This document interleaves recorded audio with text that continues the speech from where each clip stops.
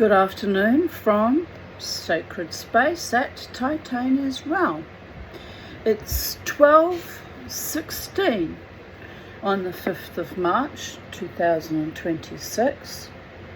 It was the yard site of my father's death on the 3rd. I didn't even blip on my radar. I remembered yesterday, I was like, oh well. So he died in 2017, so 9 years. So I'm only acknowledging it because he's still, still my biological father and still my blood, but by the God, it's enough to make your blood boil when I think about everything. So it's actually good. It's actually reasonably healthy that I forgot his yard site anniversary of his death, and then tomorrow is his birthday. So and then the 8th of March is my grandmother Eva Meyer's yard site, the anniversary of her suicide. So from the end of February right through to March, I call it the 10 days of awe. It's a Jewish reference because the high holy days are the 10 days of awe, from Rosh Hashanah right through to Yom Kippur. But my 10 days is 10 days of being kind of tweaked and pinched and punched with memory of former family members. Case's birthday was the 28th of February, and it goes right up to the 8th of March being my grandmother's suicide date. So what's that? It's actually 9 days. Well, tongue in cheek. 10 days if it's a leap year. Got to use a little bit of poetic license sometimes. So my beautiful cleaning lady Rati's just finished for the day, and I had a call from the Hurston Dental Hospital wanting to push my appointment forward earlier, but I said I can't physically get there. I've got to rely on 2 buses and allow for timetabling. I actually worry now that an hour and a half isn't enough time to get there by bus. But Rati's going to come a little bit earlier next Thursday, which will give me a little bit more time, a little bit more leeway to allow for buses and what have you. And once I make that trip, I'll know exactly how long it takes. And so the following week, when I get the other tooth pulled, I won't be quite as stressed about the going by bus, because I'll know exactly the flow and how it all connects up, and it won't be quite as nerve-wracking. And I'm thinking about I'll take the trip in tomorrow because I've got to go there to do the 3D scans. So it turns out their machine was broken. That's why it couldn't do it on Tuesday. Isn't that just so bloody typical of me though? The one time things need to be done, the computer fucking breaks down. Always a glitch in the matrix. I'm always just moving in and out of ordinary reality, and it's something like that will stymie me, and it's beyond my control, beyond the staff's control as well.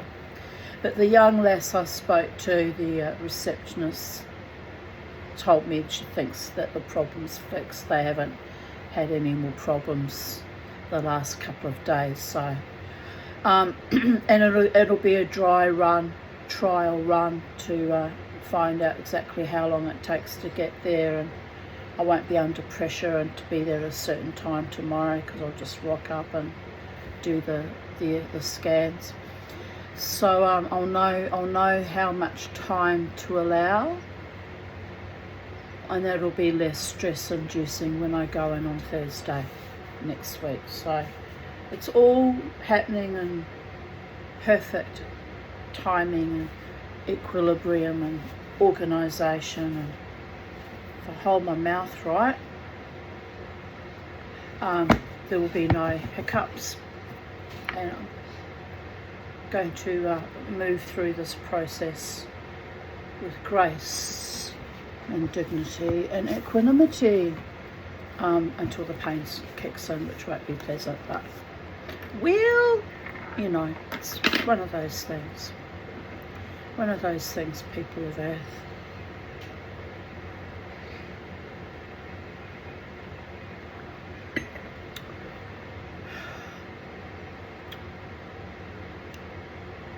Right.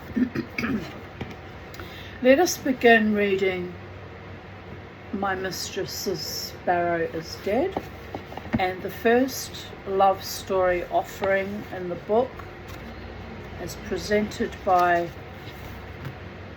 Jeffrey Eugenides, is titled First Love and Other Sorrows. And let me have a look how long it is, because if it's not very long, it's quite a long one. If the short stories are, you know, shortish, I may do 2 stories in a video, depending on how well I feel or how brief they are. Yes, the next one's only a shortish one too. Oh no, it's not. Well, anyway, I'll present to you the story and I'll come back. I'll just do a story a day, unless they're very, very short stories. Right. That's my process, people of Earth, so bear with me. Before we begin, I wanted to share this with you because I found it a bit astonishing, to be honest. I have an angel or spirit guide or a muse or sometimes a healer on my spirit team, and I'm not usually always aware of their presence. You understand it. It comes and goes according to their will, not mine. So I was retired for the night last night and put on my CPAP mask and, you know, clicked it on with the straps and lying in bed, and I'm just slowly drifting, slowly moving towards sleep. And I was very tired because I've been very stressed and distressed the last few days. And loud and clear and very insistent, almost like Sergeant Major orders in the army, that kind of energy, like very, you know, abrupt and demanding and loud. When I say loud, it wasn't audible, but it was coming to me as thought forms, and it felt loud. It felt like someone yelling it at me. I heard a series of words. So the first word was clematis. So I'm lying there going, as you can imagine, the Tanya, lying there with my mask, trying to sleep, hearing clematis. And I'm like, what the fuck? That's a flower. Why am I being told clematis? I don't have any clematises growing in my garden. What is the relevance of clematis?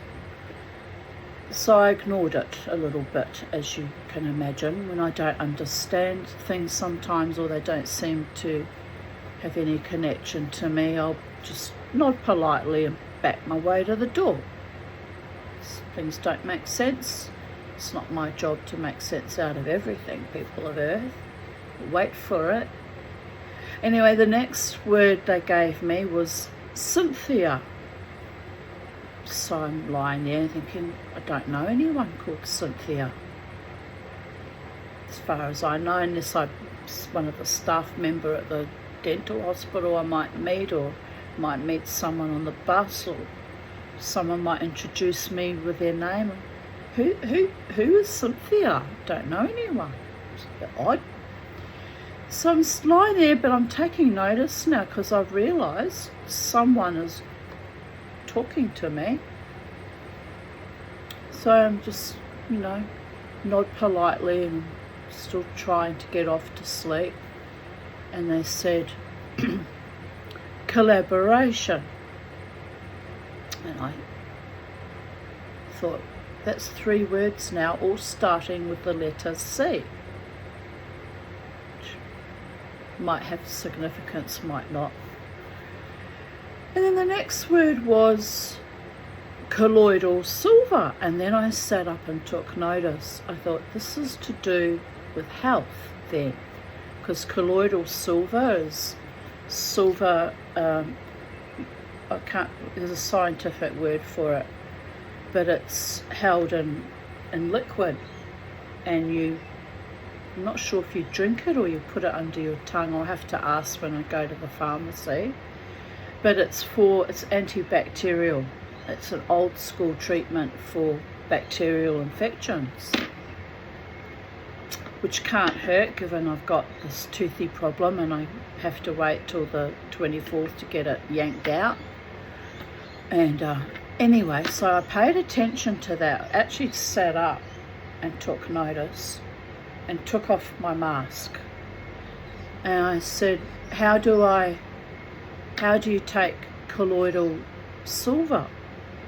And this may not be accurate, but the Spirit said you put it under your tongue, which is interesting because I happen to know when you take homeopathic remedies or bark flower remedies, you drip a few little drops of it under your tongue.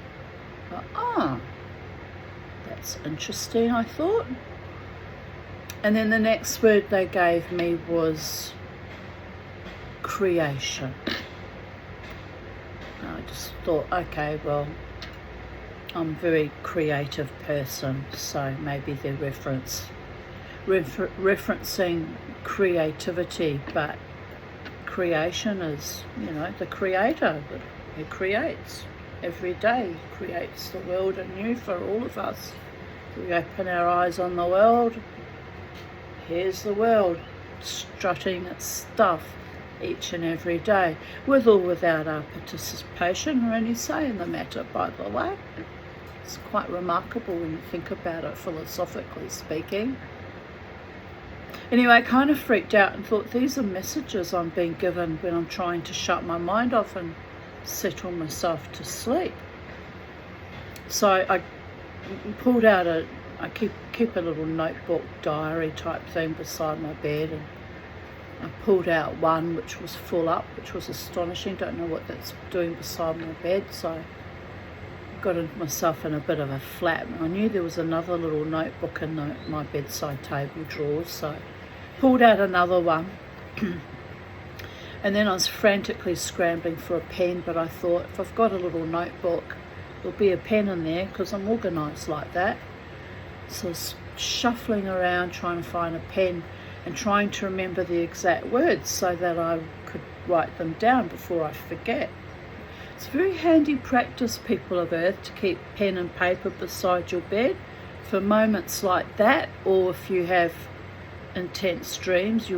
If you're on my Facebook, I always write down my dreams when I wake up, first thing, while they're fresh in my mind, the images and the emotions and any messages that are actually given directly. I write it all down. It can take me sometimes an hour before getting up by the time I've written my bloody extraordinary and complex psychedelic dreams. But it's good practice, and it's sending a message to your subconscious that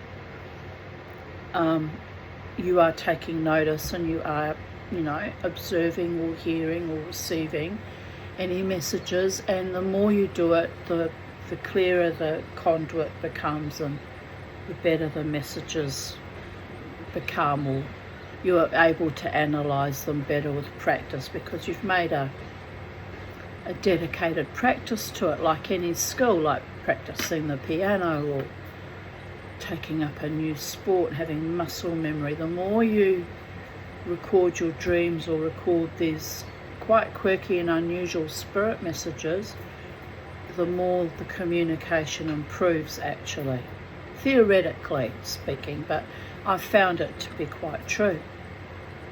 But anyway, you can imagine my astonishment. Who are you and why are you talking to me now when I'm trying to go to sleep? But I don't really question that, because I guess it's a perfect time to talk to someone when you've got your full attention, when they're relaxed in a delta rhythm type state, just preparing to drift into sleep. You're relaxed and you're peaceful, and I guess it was an appropriate time to jump in and start yelling at me these random words. Anyway, this morning I woke up and I remembered, I'd written them down in the little notebook, and I thought, I kind of know what all the other words mean except for Cynthia, because I don't know a Cynthia, but I was curious about the clematis flower, which I remember is a very pretty purplish coloured flower that grows on a vine.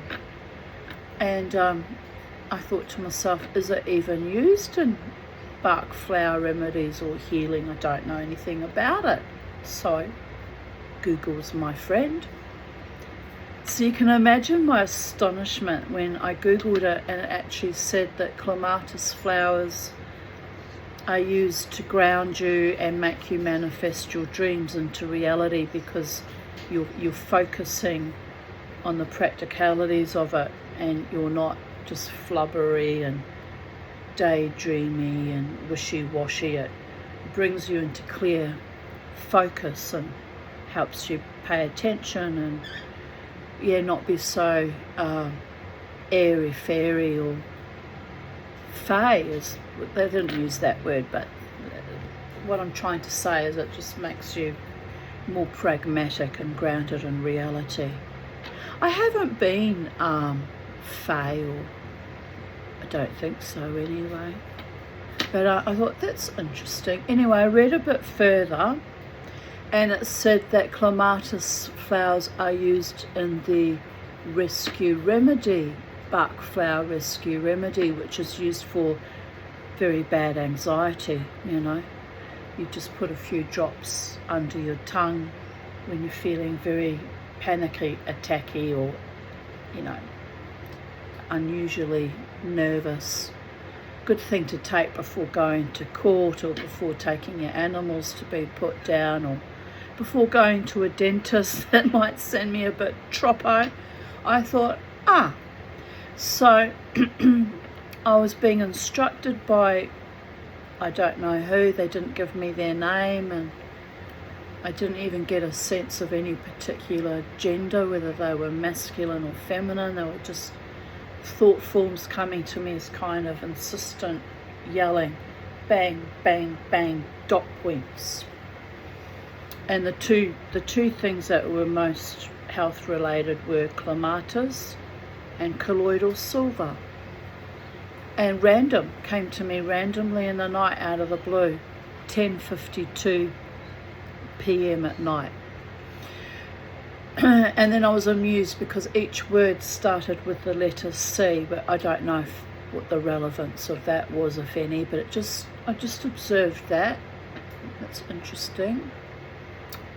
So yes, I don't have a lot of money this fortnight. When do I ever, for fuck's sake, but $230 goes out on Optus in a few days' time, so I'm dancing my little hobbit dance on hot coals as fast as I can. But there's a few things I've been told I need to acquire: rescue remedy and or clematis flower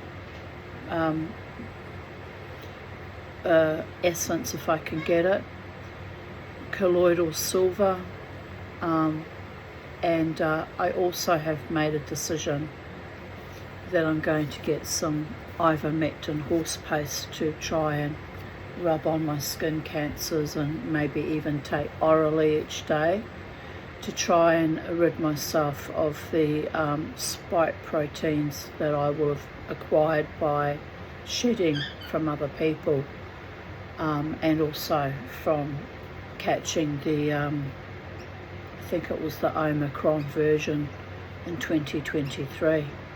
So it can't hurt.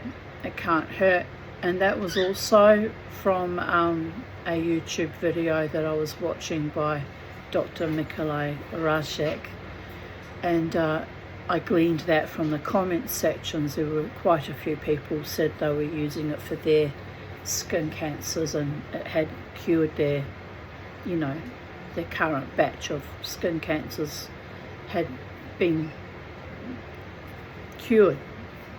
Not permanently cured, I don't assume, but just got rid of whatever flare-ups there are. So I'm thinking that will be the next course of action that I'm going to do. I'm going to buy some of that. The ivermectin horse paste is very expensive. It's about $80, so probably can't afford that this fortnight. I might have to wait till next payday, which is, what's today? Thursday. So 12 more days. But yes, I'm going to start with that. And the colloidal silver I'm interested in. I've never taken it, so I'm just curious to know if it's true that you put it under your tongue, or whether you just put a bit in water or drink it. I'm not sure. But anyway, I'm sitting up and taking notice that my angels, or my ancestors that love me, or my spirit guides, or whoever that entity was getting my attention and telling me what things I will need for my current healing journey with my teeth. It's too late to save that tooth. Maybe if I'd been taking ivermectin 6 months ago, it might have averted that, but it's too late for that now. But it can certainly help me stave off any nasty parasitical type, cancer type events.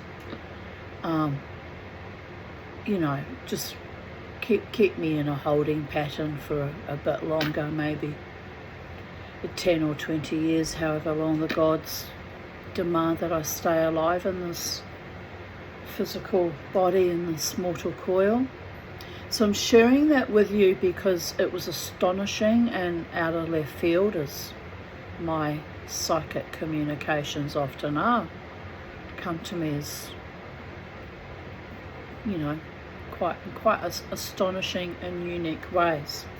And I was telling, you know, Rati about it this morning. I said, you know, there are messengers of God, or angels, or earth angels, active in comment sections on YouTube channels. If you read through all the rubbish of people being toxic and nasty and judgy and trolling and foul, every now and then you come across someone that actually has something that is actually life-saving, or life-enhancing at the very least. So it makes it worthwhile to actually read through everything you can. I'm fortunate that I have plenty of time to do that. And just look for the few rare and precious messages that people post to say, this has helped me with my cancer, this has helped me with, you know, other health issues. And of course they're anecdotal, you know, examples, but there were too many to ignore. Even Dr. Rajek said this comment section is on fire. It's just amazing to see how many anecdotal reports of people saying it's helping them. And like I said to Rati, it's just a wormer. If it doesn't do anything else, it'll just clear your gut out of all those internal gut parasites, which, by the way, contribute to cancers and other health issues down the track too, if you leave them gnawing away at your inner workings. I did worm myself 2 months or so ago because my cousin Megan in New Zealand, who is a practitioner of Orongoa, which is, I probably pronounced that wrong, Megan, sorry. Rongoa. Anyway, that sounds better. Ronoa. because the O has a like a O sound. Ronoa. Anyway, she was watching one of my videos and she said, you need to worm yourself, Tanya, which was a bit odd, but I thought, well, I'll take her advice, can't hurt, you know, because I do kiss my birds and I do touch, you know, the wild birds all come and I'm touching, putting bowls of food down, and probably would get infested on a regular basis. So I figure that ivermectin will be good for that too, make sure I'm internally clean and clear, people of Earth. Well, anyway, it's a bit gross we're having this conversation, but the ivermectin is not just killing worms, but helping to interfere somehow in the functioning of the COVID spike protein and staving off worse health outcomes. And so I'm going to give it a try personally and see how I go. It's no guarantee that I'll get any better, but it can't actually hurt as long as I take the right dosage, and that should be fine. The only time it's like anything becomes damaging is if you overdose yourself. And I remember someone in the comments section saying to take it when you first wake up in the morning, an hour before breakfast, on an empty stomach. So I must try to remember to do that too. So that's got to do with absorbing through your mouth and into your parasympathetic system, I suppose. Right, enough about that. Wish me luck. I know I won't come to any harm on it because I'll be sensible. I think they said you take it for 21 days and then you have a break for a while, and I'll just see if I feel better on it. Really looking forward to feeling better. I'll feel better when the two toothy problems are resolved too. It's funny, this tooth really hurts today, but that's because it's dying, and poor Mama T. But I'm not the only one. Everyone's struggling with their own issues right now. So yes, Rescue Remedy I think is a good thing for me to acquire because I'm very anxious with this vulnerability with the teeth. I've noticed my anxiety has been much worse in the last 4 or 5 months, so I didn't correlate it that it was to do with my teeth, but it would be part of that. And that I've been more fatigued than normal, and yeah, a bit drifty, but I've been saying in my videos that I've been drifting off. You've seen me drift off, so the clematis flower might help with that too. So I'm going to give it a try, people of Earth. Nothing ventured, nothing gained.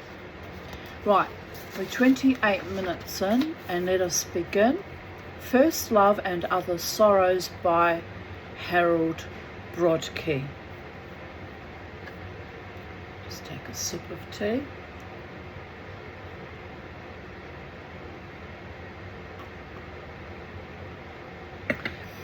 I'm feeling very soul nourished today. I had a bad night actually. I know I've segued again, sorry. I had a bad night with my breathing last night. I stopped breathing 3.1 times an hour, which is quite a backslide. But I actually feel very soul nourished and kind of contained and loved today.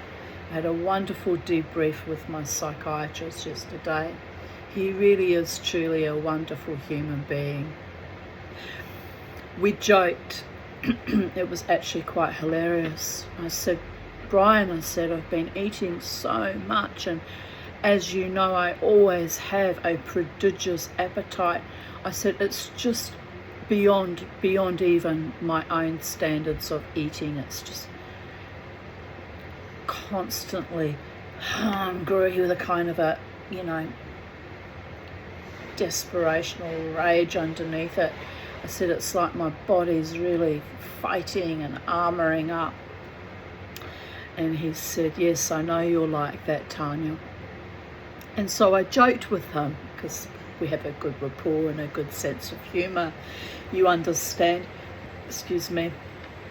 I joked with him. I said, you know, I said, if I had a sexual appetite to match my food appetite, I'd be bloody dangerous. And he laughed and he said, no, Tanya, you'd be like Henry Tudor, you'd be syphilitic. And I'm like, ah! And then I laughed and I went, yes, you're quite correct. I would have been syphilitic. And anyway, we had a good old chuckle about that. And then I carried on with my debrief, which went to a very dark place because my brain's a bit like that. He's used to me. He's used to my Mobius loop of nerve ending and sparking off and going to extreme perambulations. Anyway, so we finished our session, you know, and quite late in the evening, I thought about what he said about me being like Henry Tudor. And I've always joked, right, it's a joke, but you never know, it might actually be bloody true. I've always joked that I must have been Henry VIII in a previous existence because I lopped off too many heads of beautiful, sweet, innocent, undeserving women of that fate. So that's why I'm not allowed love in this lifetime.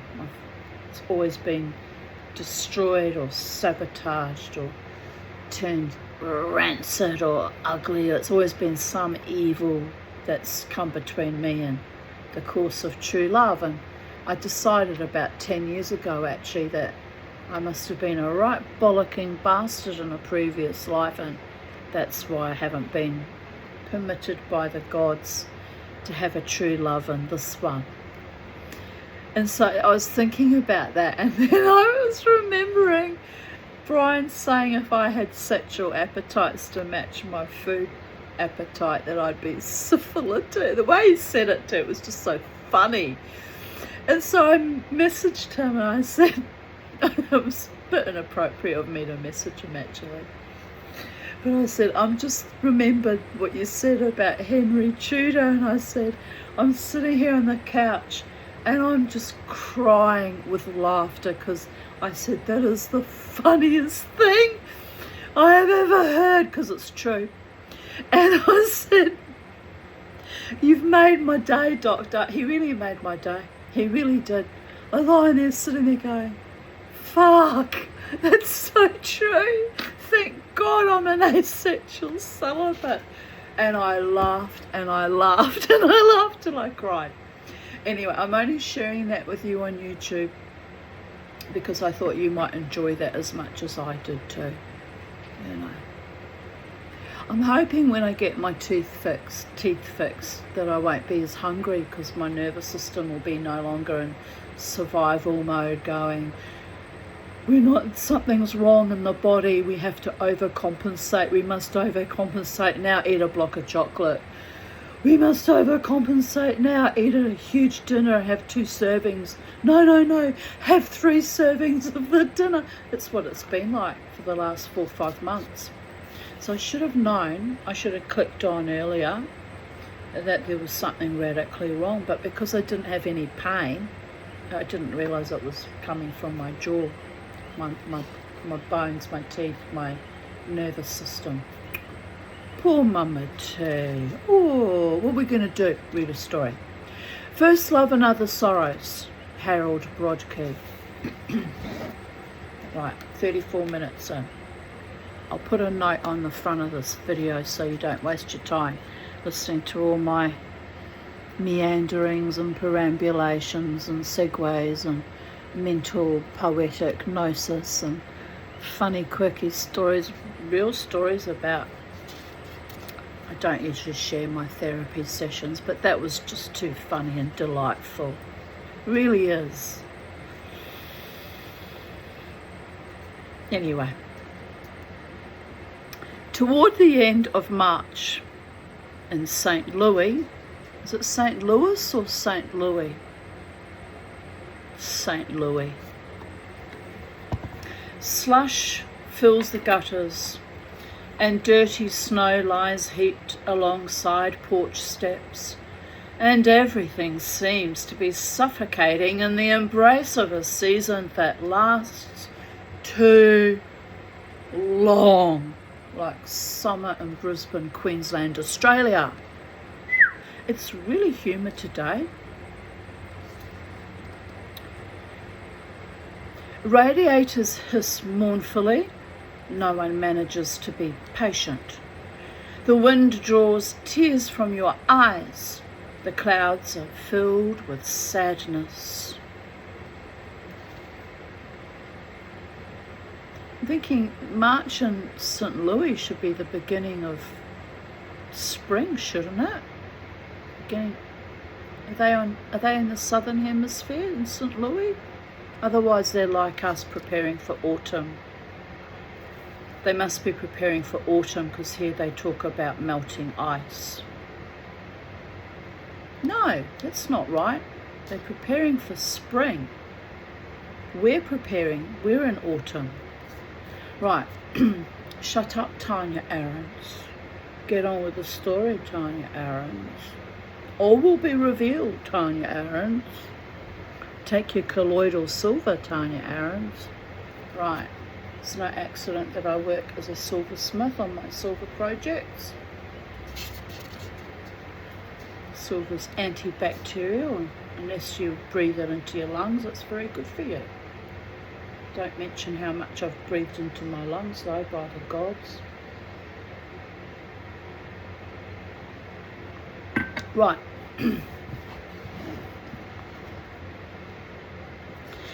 Women with scarves around their heads and their feet encased in fur-lined boots pick their way carefully over patches of melting ice.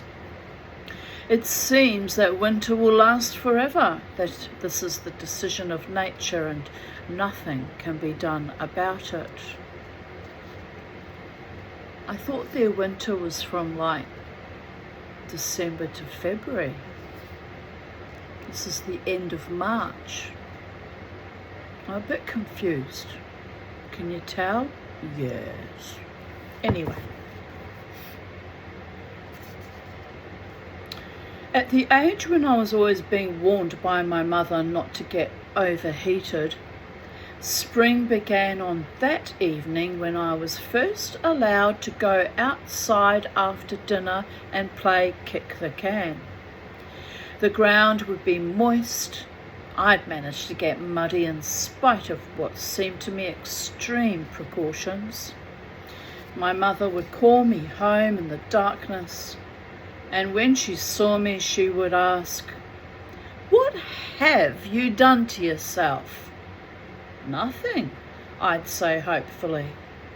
But by the time I was 16, the moment when the year passed into spring, like so many other things, was less clear.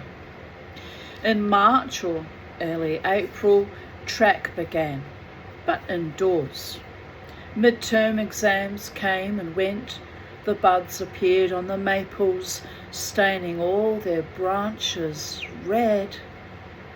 But it was still winter, and I found myself having feelings in class that were like long petitions for spring and all its works. And then one evening, I was sitting at my desk doing my trigonometry, and I heard my sister coming home from her office. I heard her high heels tapping on the sidewalk and realized that for the first time since fall, all the windows in the house were open. My sister was coming up the front walk. I looked down through a web of budding tree branches and called out to her that it was spring, by God. She shrugged. She was very handsome and she didn't approve of me. I had a sister like that too. Fair. Never mind, people of Earth. Going to get more rain, but never mind.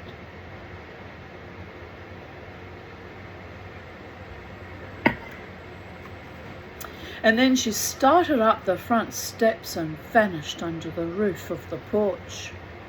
I ran downstairs. The bus was crowded tonight, my sister said, hanging up her coat. I could hardly breathe. This is such a warm dress. You need a new spring dress, my mother said, her face lighting up. She was sitting in the living room with the evening paper on her lap. She and my sister spread the newspaper on the dining room table to look at the ads. We'll just have to settle for sandwiches tonight, my mother said to me. My father was dead, and my mother pretended that now all the cooking was done for my masculine benefit. Look, that suit's awfully smart, she cried, peering at the paper. Montaldo's always has such nice suits. She sighed and went out to the kitchen, leaving the swinging door open so she could talk to my sister. $90 isn't too much for a good suit, do you think? No, my sister said. I don't think it's too much, but I don't really want a suit this spring. I'd much rather have a sort of sky blue dress with a round neck that shows my shoulders a little bit. I don't look too good in suits. I'm not old enough. She was 22. My face is too round, she added in a low voice. As I said to you the other day, I bloody loved my royal double velvet royal blue suit. Oh, I was glamorous in that.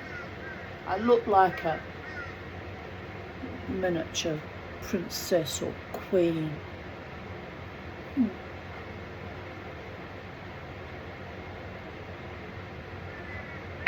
It's a great tragedy in my life that I've been kept poor by other people's verminous viciousness and bastardry.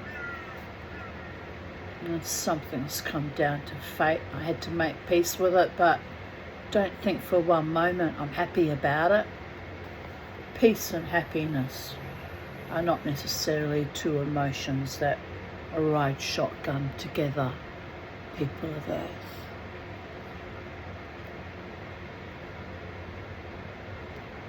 Right. Trying to work out why these are facing the wrong way. I specifically glued them down and they're still doing their own thing. Nah. Does it matter? Not really. Can tweak them with a pair of pliers, I guess. But not right now. We're reading a story to the handsome, beautiful, patient, talented Tanya humouring people of Earth who come to my YouTube channel on a regular basis.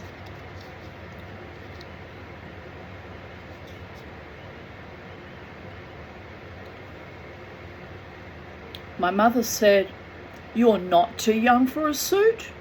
She also meant my sister was not too young to get married. My sister looked at me and said, "Mother, do you think he shaves often enough? How often do you shave?" Every 3 days, I said, flushing up my neck and cheeks. Or try it every other day. Yes, try to be neater, my mother said. I'm sure girls don't like boys with fuzz on their chin. I think he's too proud of his beard to shave it, my sister said, and giggled. I feel sorry for the man who marries you, I said, because everybody thinks you're sweet, and you're not. She smiled pityingly at me, and then she looked down over the newspaper again.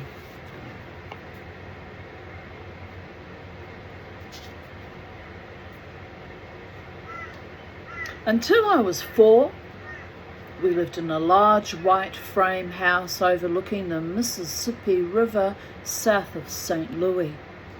This house had, among other riches, a porte cochere. I have no idea what that is. It's some kind of door, because porter's doorway, door. Also suitcase, portmanteau, opening of some kind. Oh, anyway, I'm extrapolating, aren't I? A porte cochere, I'm assuming will be some kind of veranda. That's an assumption on my part, but trying to extrapolate what it means. An iron deer on the lawn. Oh, that would have been pretty. And a pond with goldfish swimming in it. Beautiful. A home is not a home without a pond and goldfish swimming in it. Mama T has spoken. I've had a pond in every home I've ever lived in since I came to Brisbane.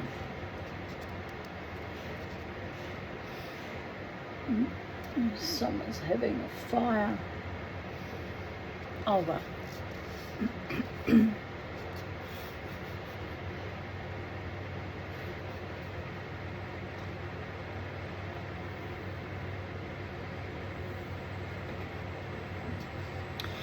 Once I asked my mother why we had left that earlier house, and she said, "We lost our money, that's why. Your father was a very trusting man," she said. "He was always getting swindled." You know that fucking feeling? I was swindled by my own mother and former husband, and my mother's con man husband, the last fucking asshole, and his daughters.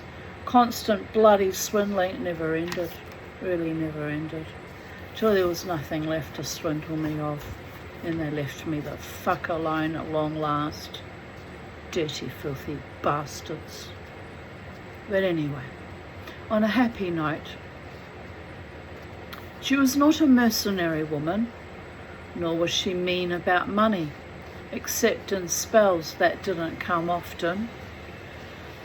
But she believed that what we lost with the money was some of our dignity and much of our happiness. She did not want to see life in a grain of sand. She wanted to see it from the shores of the Riviera, wearing a white sharkskin dress. I hear you, sister. I hear ya. Not so sure about a sharkskin dress, but sounds very glamorous.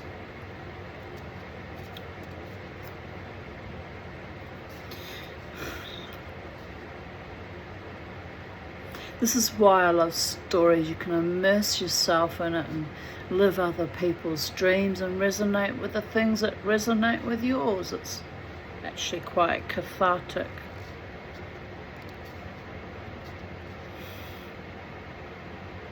Cathartic, but not syphilitic, babies. We'll leave that to the idiots that don't know any better.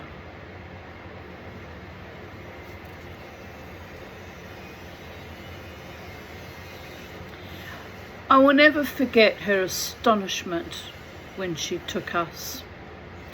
She was dressed in her best furs as a gesture, I suppose, to see the house that was to be our home from then on, and I told her I liked it. It had 9 rooms, a stained glass window in the hall, and neighbours all up and down the block. She detested that house. As she grew older, she changed. She grew less imperious.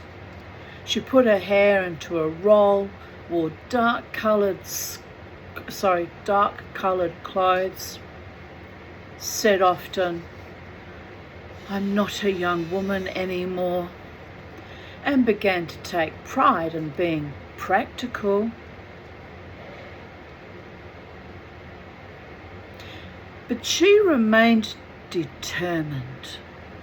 She had seen a world we didn't remember too clearly, and she wanted us to make our way back to it. "I had it all," she said once to my sister. "I was good looking. We were rich. You had no idea what it was like. If I had died when I was 30, I would have died completely happy." But being practical did not come easy to her. She was not practical in her bones, and every spring brings back the memory of my mother peering near-sightedly with surprise at the tulip shoots in her flower border. And it brings back her look of distraught efficiency during spring house cleaning. "You'd better clear your closet shelves tonight," she would warn me, "because tomorrow Tilly and I are going in there with a vacuum cleaner and we'll throw out everything we find." Year after year I would run upstairs to save my treasures. Even when I was 16 and on the verge of a great embarkation, the nature of which I could not even begin to guess. My treasures consisted of my postcard collection, 2,500 cards in all, arranged alphabetically by states of the Union and countries of the world. The wonder was that I lived in St. Louis. An old baseball glove, my Leaf collection, 2 obscene comic books. I had one in a poker game at a Boy Scout jamboree. My marble collection, and 35 pages of secret thoughts written out in longhand.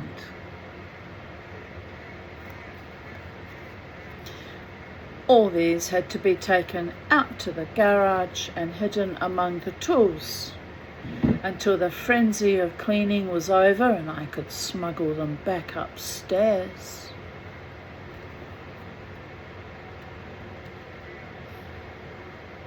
After supper, as the season grew warmer, my mother and sister and I would sit on the screened porch in the rear of the house, marooned among the shadows and the new leaves and the odour of insect spray, the light from our lamps sticking to the trees like bits of yellow paper.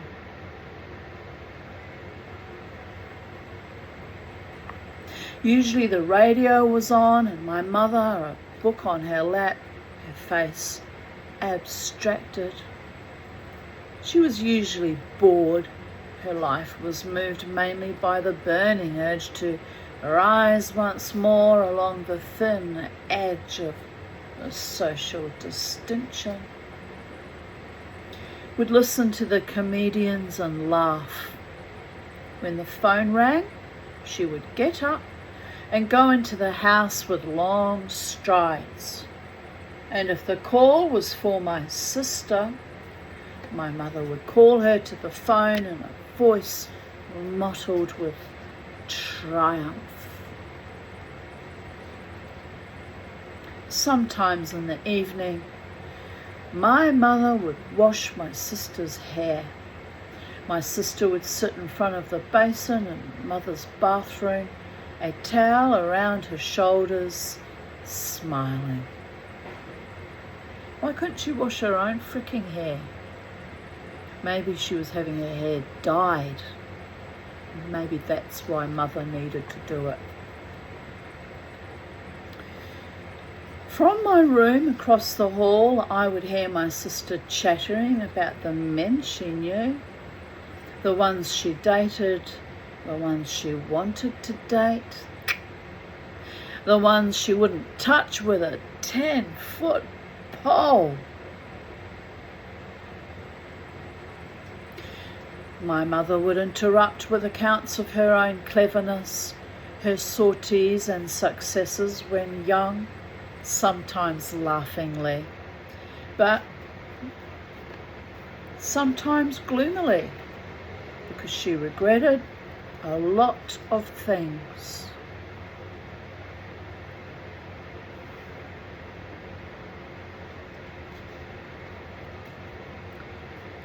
Then she and my sister would label my sister's suitors. One or two had family, one had money, one, poor boy, had a brilliant future, and there were a few docile, quiet ones who were simply fillers, who represented the additional number of dates that raised my sister to the rank of a very popular girl.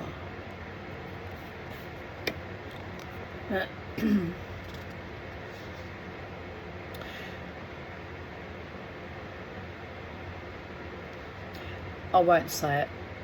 You know what I was thinking, didn't you? Syphilis. Oh, it slipped out again. Syphilis. Such a pretty word for such a ignoble, horrific, life-threatening disease. Anyway, carry on, moving forward. Fucking Henry VIII. Give me back my love life, Henry VIII. If I was you, at least I could say I was a Tudor king. But all that head lopping off, that wasn't really necessary, you know. By the gods. Anyway, where were we?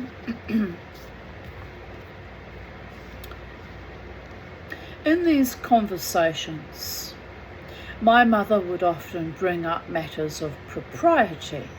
Late dates were improper. Flirting with boys other than one's date. Breaking dates. Then too, she would try to instruct my sister in other matters which had to do with keeping passion in its place. Good luck with that. And so preventing embarrassment for the boy and disaster for the girl. Tale as old as time in the pre-contraception years. Always a risky business. Always. Even with contraception, it can be a bloody risky business. It's how I acquired my beautiful Jasmine. I was on 4 forms of contraception when she nestled herself salubriously into my recalcitrant womb. Not so bloody recalcitrant after all, was it? Bless. She was meant to be. So when they went through that adolescent phase, you know, when kids have some kind of existential angst and crisis, when they turn to you and they say, "You never wanted me, and why was I ever born, and it's all your fault." No, it was no one's fault. If a soul's meant to come to this planet and nestle itself into a womb, ready or not, it simply descends from the Ein Sof or through all the Sephiroth and emanates like a tiny fertilized zygote into a flourishing fecund womb. Ready or not? Here we come, motherfuckers. Although I don't endorse fucking anyone's mother, it's just a, it's just an expression people are there.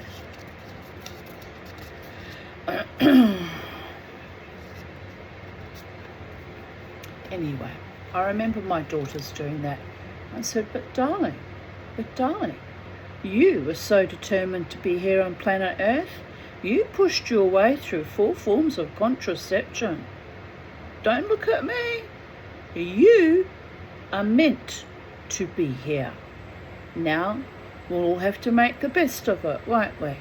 She just stared at me in abject bloody horror. Anyway,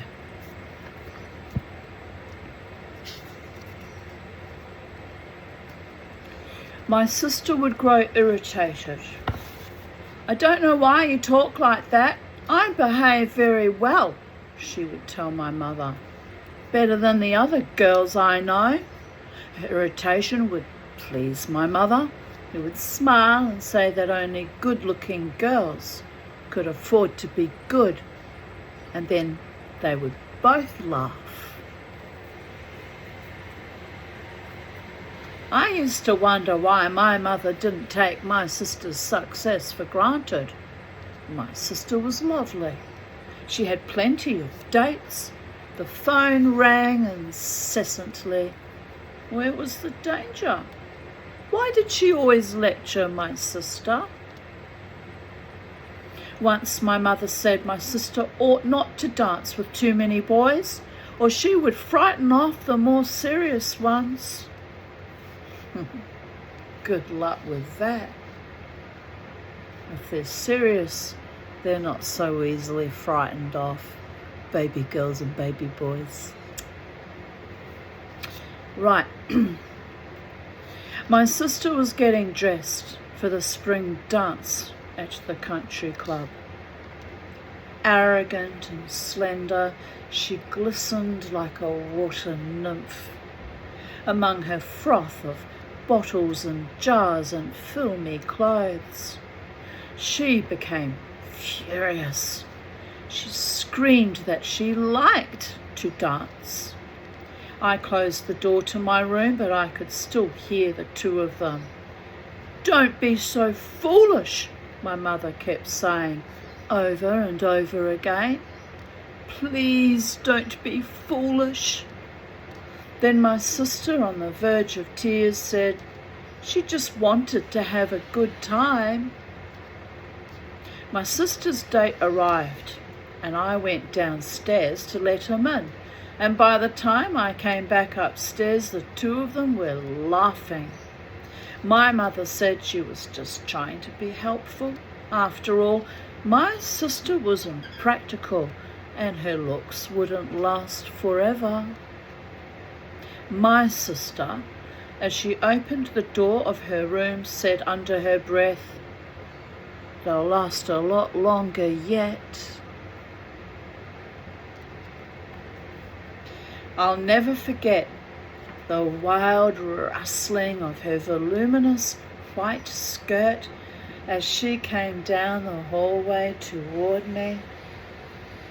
Her face was strangely still, as if seen by moonlight.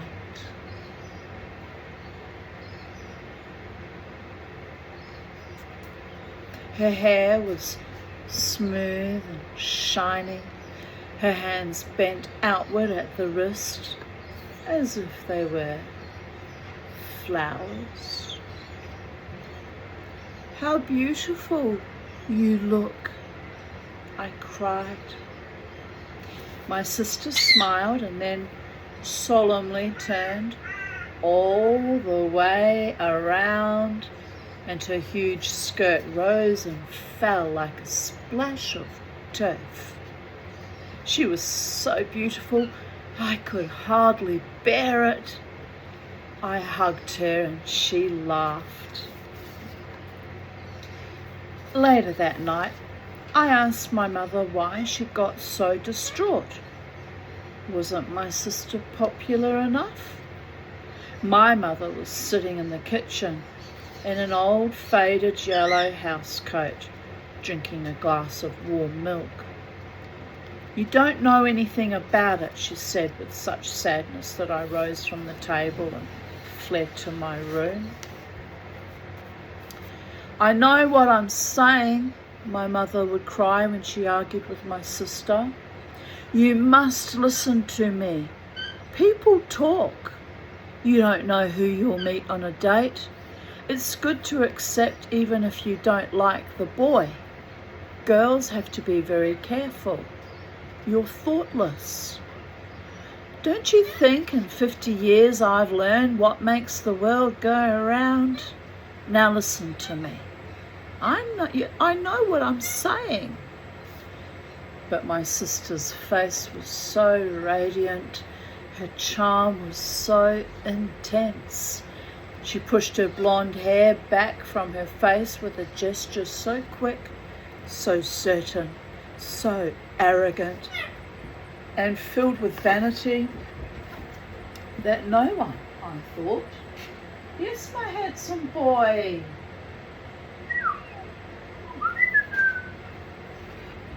could doubt that whatever she did would be right. I wanted to be arrogant too. I didn't want to wear glasses and be one of the humorless, heavy-handed boys my sister despised. I was on her side as much as she'd let me be. She was the elder and she often grew impatient with me. I didn't seem to understand all the things involved in being on her side. Night after night, I saw her come home from work tired. She had a secretarial job at a hospital and she hated it. And 2 hours later, she would descend the stairs to greet her date, her face alight with seriousness, or with a large, bright smile, depending on her mood and on where her escort was taking her that evening. A concert or an art movie made her serious. One of the hotel's supper clubs brought the smile to her face. She would trip down the stairs in her high heels, a light, flimsy coat thrown over one arm, one hand clutching a purse and gloves, her other hand on the banister. In the queer yellow light of the hall chandelier,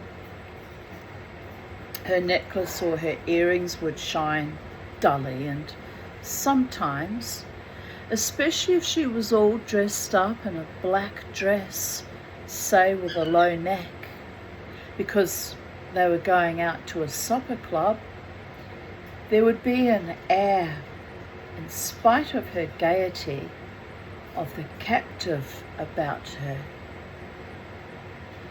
It was part of her intense charm. In her voluminous white skirt, she went to the spring dance at the country club and brought back to my mother the news that she had captured the interest of Sonny Brewster, the older son of M.F. Brewster, a banker and a very rich man. More than interest, it turned out, because he started calling my sister up almost every day at work and taking her out almost every night. Baby, baby, baby. My mother was on the phone much of the afternoon explaining to my friends that my sister wasn't engaged. It was criminal the way some people gossiped, she said. My sister had only gone out with the boy 10 or 12 times. They were just getting to know each other. Then my mother began to receive calls. Someone had heard from a friend of Mrs. Brewster's that Mrs. Brewster had said her son was very serious about my sister, who was a very charming, very pretty girl of good family. My mother rubbed her hands with glee.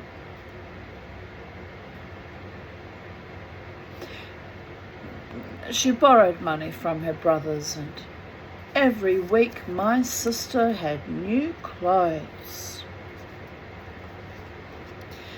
My sister would come home from work and run upstairs to change.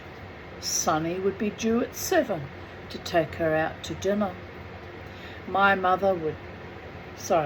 sister would kick her shoes off, struggle out of her dress and dash around the upstairs in her slip. "Mother, I can't find my earrings." "Which earrings, dear?" "The little pearls, the little tiny pearls that I got 2 Easters ago to go with my black." My sister delighted with herself. She loved being talked about, being envied. It's not so good being envied, people of earth. People are foul and malicious. That part ain't so good. Just saying.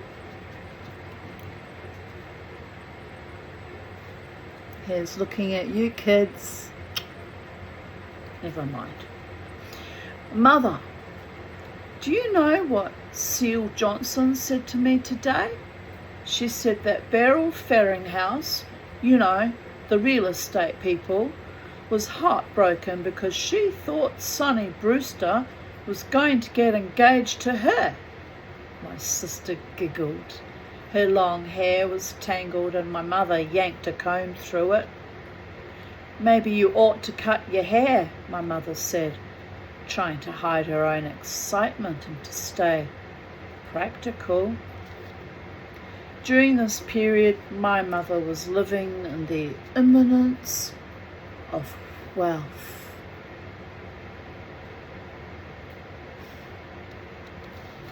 Whenever she stopped what she was doing and looked up, her face would be bright with visions. Bless her little cotton socks. I threw that in because we all know how that goes, don't we, baby girls and baby boys?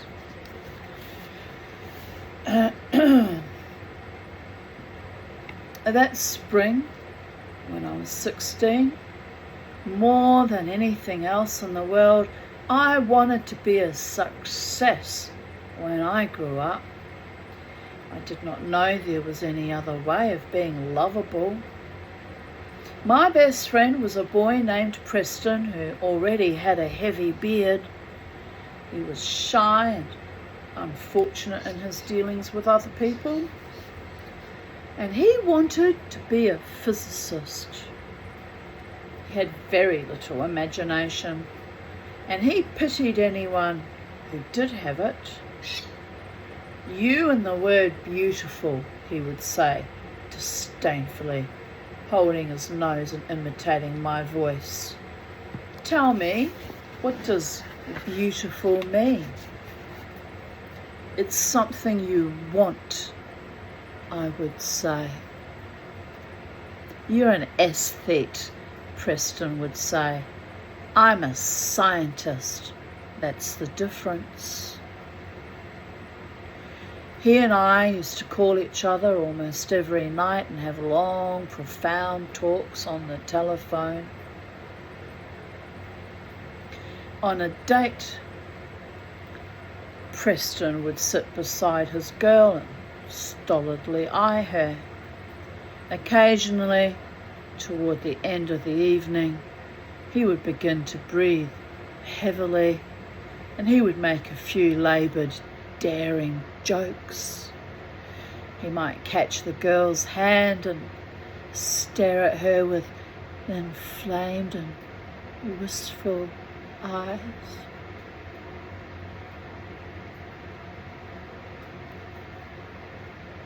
Or he might mutter incoherent compliments.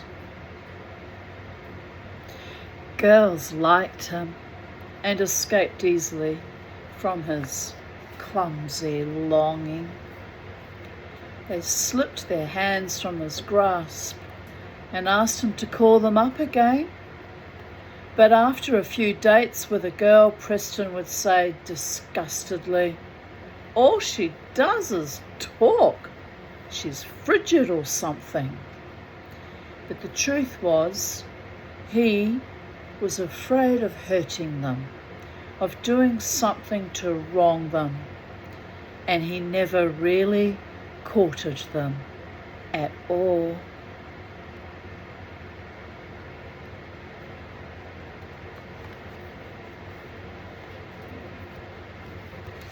At school, Preston and I had afternoon study hall together. Study hall was in the library, which was filled with the breathing of 150 students and with the dim, half-fainting breezes of high spring, and with books. It was the crossroads of the world. Preston and I would sign out separately and meet in the lavatory. There we would lean up against the stalls and talk. Preston was full of thoughts. He was tormented by all his ideas. "Do you know what relativity means?" he would ask me. "Do you realize how it affects every little detail of everyday life?" Or it might be Spinoza that moved him. Spinoza. 18th century, but by God, there was a rational man. I would pace up and down, half listening, half daydreaming, wishing my name would appear on Preston's list of people who had elements of greatness. Or we talked about our problems. "I'm not popular," I would say. "I'm too gloomy." "Why is that, do you think?" Preston would ask. "I don't know," I would say. "I'm a virgin. That has a lot to do with everything." "Listen," Preston said one day, "you may not be popular, but you're likeable. Your trouble is you're a snob." He walked up and down the white-tiled floor, mimicking me. He slouched and cast his eyes down and jutted his chin out and pulled a foolish, serious look over his face. "Is that me?" I cried, heartbroken. "Well, almost," Preston said. Or, leaning on the windowsill, sticking our heads out into the golden afternoon air and watching a girls' gym class doing archery under the trees. We talked about sex. "It starts in the infant," Preston said, "and it lasts forever." "Saints escape it," I said mournfully. "The hell they do," Preston said. The girls beneath us on the hillside drew their bows. Their thin green gym suits fluttered against their bodies. "Aren't they nice?" Preston asked longingly. "Aren't they wonderful?" After school, Preston and I went out for track. The outdoor track was a cinder oval surrounding the football field. A steep grassy hill led up to the entrance of the school locker room. "Run up that hill every night, boys," the coach pleaded. Old Mackie's with his paunch and his iron grey wavy hair at the end of the practice period. Run, boys, because when you're absolutely exhausted, that's when you've got to give more. It's the more, boys, that makes champions. By the gods is right about that. Try dancing on your fifth wind for 5 hours. Legendary. And then he'd stand there humble, touched by his own speech.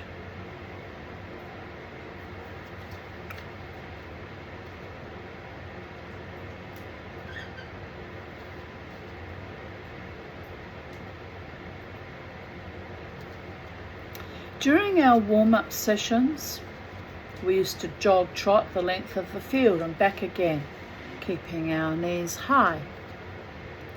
The grand inutility of this movement filled me with something like exultation, and on every side of me in irregular lines, my fellow males jogged, keeping their knees high. What happiness! The turf's too springy, Preston would mumble, bad for the muscles. Preston was a miler. He was thick-set and without natural grace.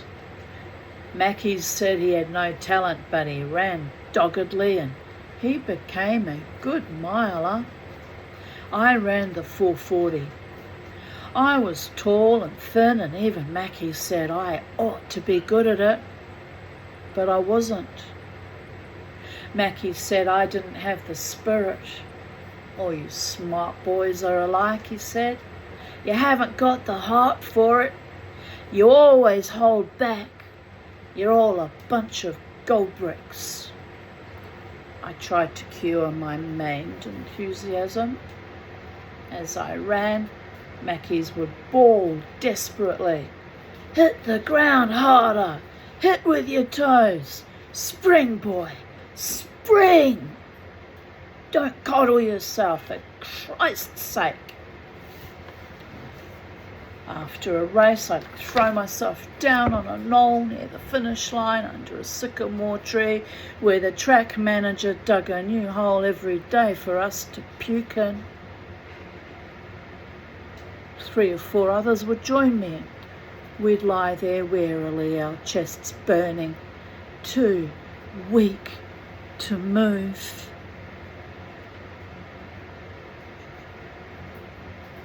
I never understood the point of athletics. I really didn't. I find the whole concept just offensive. But when I do my mosh and I dance for 5 hours and my spirit's so exhausted it leaves my body and I fly all over the venue, then I can see that there are some small benefits to almost killing yourself by overexertion, people of Earth. Puts you into a flow state and opens up all your meridians and brings messages down from the Holy One. Blessed be his name or their name forever and ever. Amen.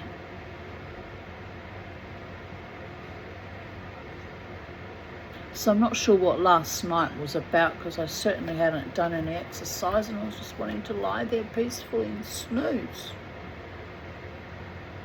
It's odd, people of Earth. I did take myself out for a quick walk round the block though, and a chat to Avril, because I hadn't walked for a while and I just felt so exhausted that I thought perhaps a walk might lift my spirits, which it did indeed do. But I was also conscious that I was kind of pushing myself, given that my teeth hurt, but swings and roundabouts.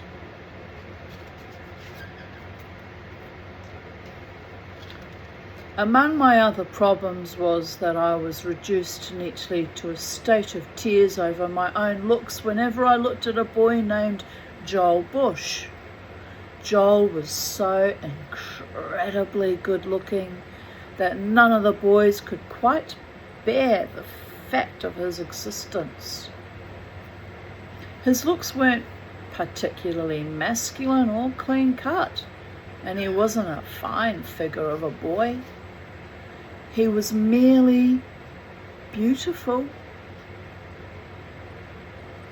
He looked like a statue that had been rubbed with honey and warm wax to get a golden tone, and he carried at all times in the neatness of his features and the secret proportions of his face and body that made him so handsome in that particular way, the threat of seduction. In other words, he had the it factor. You either got it or you ain't. My mother had the it factor too.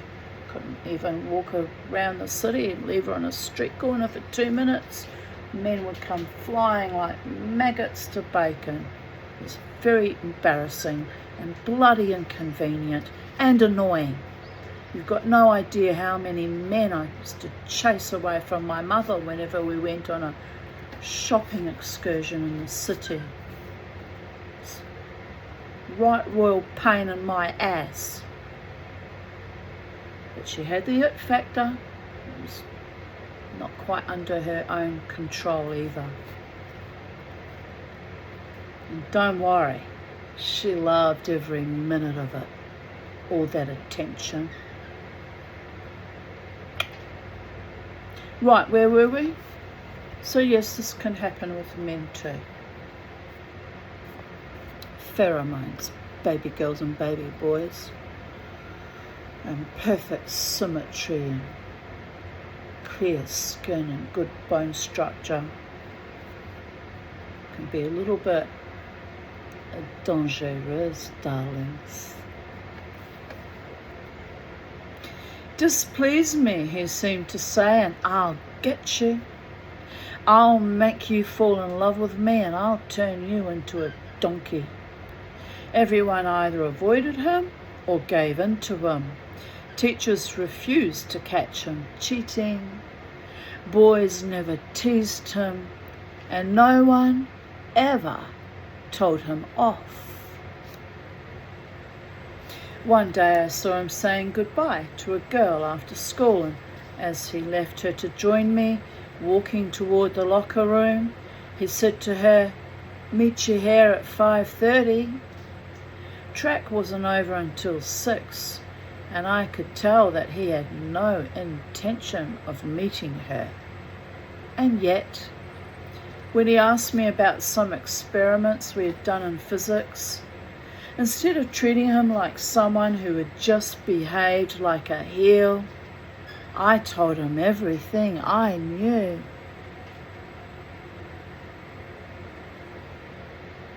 He never joined us under the sycamore tree, and he ran effortlessly.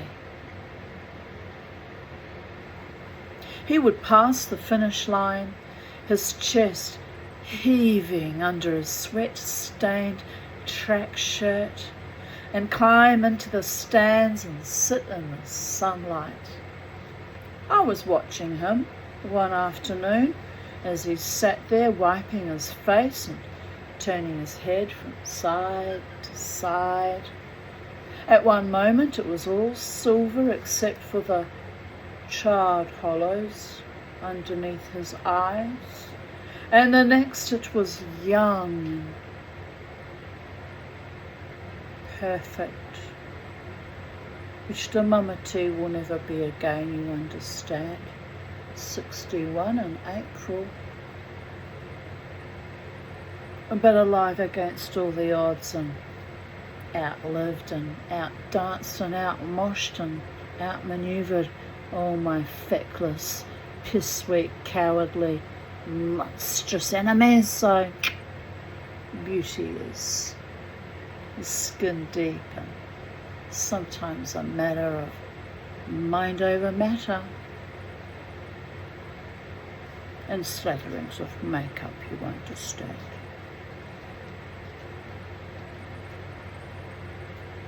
And it does kind of come from within too, emanating your true heart and soul and spirit and a life force, can almost make you glow from within, people of Earth. Joy to the world. Summat like that. And the next, it was young and perfect. The head we all recognised as his. He's describing a bit of Dr. Jekyll and Mr. Hyde there. Silver with charred hollows in his eyes 1 minute, and a young and perfect the next. Yes, I remember someone like that. Fucking demon it was. Attacked and strangled me. Fucking evil piece of shit it was. But pretty. He was a very attractive young man. But foul.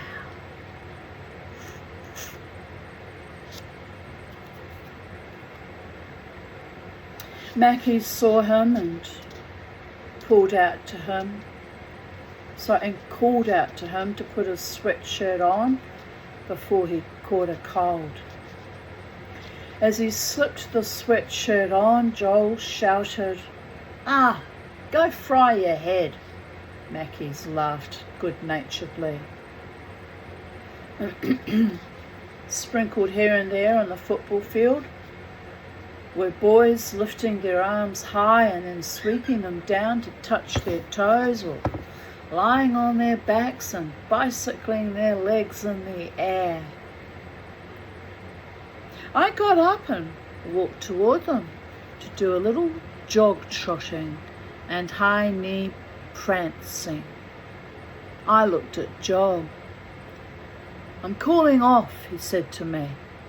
I walked on, and just then a flock of crows wheeled up behind the oak tree on the hill and filled the sky with their vibrant motion. Synchronistically, there's an aeroplane flying across the skyline. Just a bit odd as I was looking up to the sky, imagining crows. It's a bird, it's a plane, it's... never mind.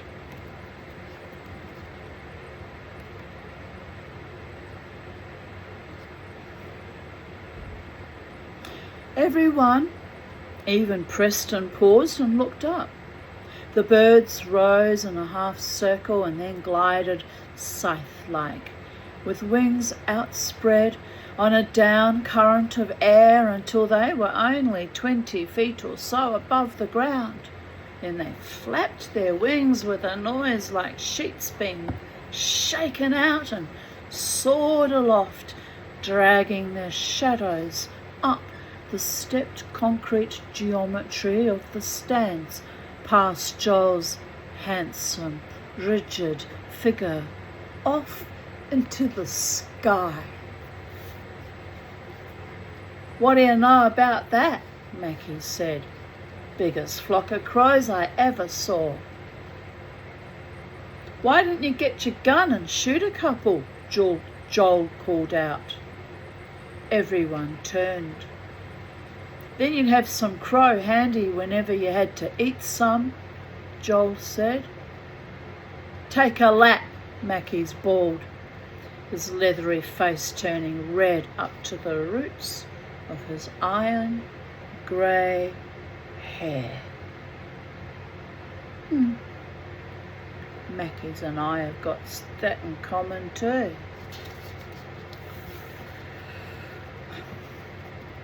"He was only kidding," I said, appalled at Mackie's hurt.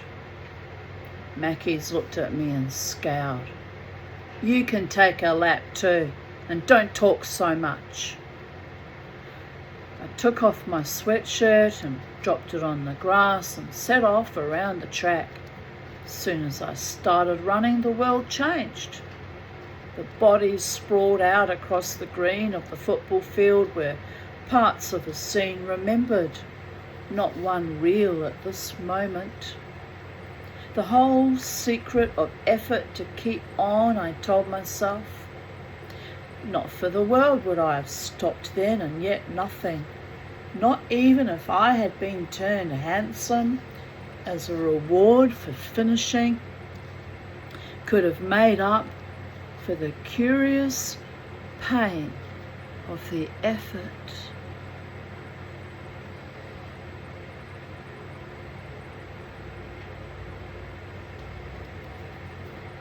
About halfway around the track, Joel caught up to me, and then he slowed down and ran alongside. "Mackie's isn't watching," he said. "Let's sneak up the hill." I looked and saw that Mackie's was lining up the team for high jump practice. Joel sailed up over the crest of the hill, and I followed him.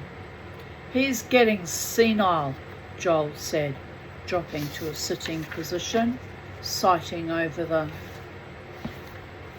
crest of the hill at Mackie's and then lying down.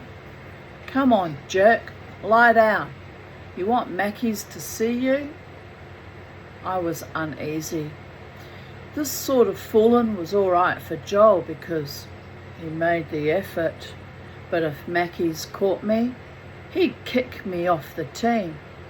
I pointed this out to Joel. Mackie's takes everything too seriously. That's his problem," Joel said.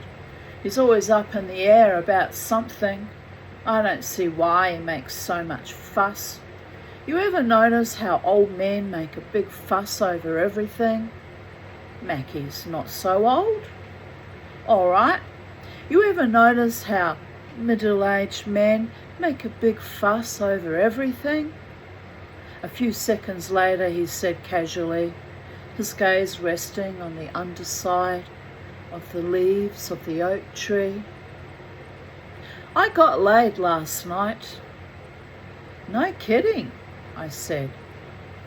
He spread his fingers over his face, no doubt to see them turn orange in the sunlight, as children do.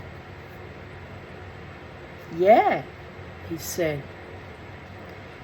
From the football field came the sounds of high jump practice starting. Mackie's was shouting, "Now start with your left foot. 1, 2, 3, take off. Take off, goddammit! Spread your goddamned legs. Spread 'em. You won't get ruptured. There's sand to catch you, for Christ's sake." The jumper's footsteps made a series of thuds, where there was a pause, and then the sound of the landing in the sand. Lifting my head, I could see the line of boys waiting to jump, the lead boy breaking into a run, leaping from the ground, and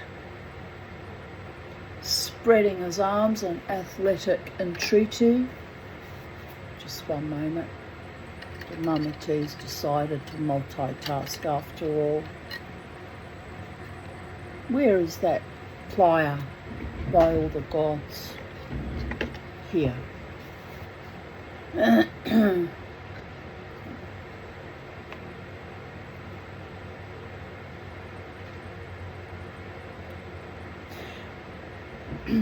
Sorry.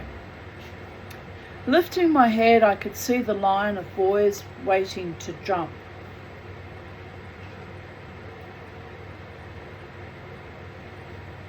The lead boy breaking into a run, leaping from the ground and spreading his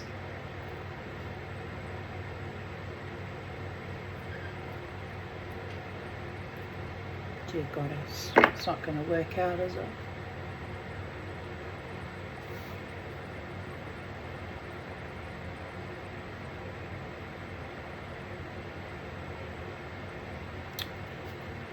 Other way.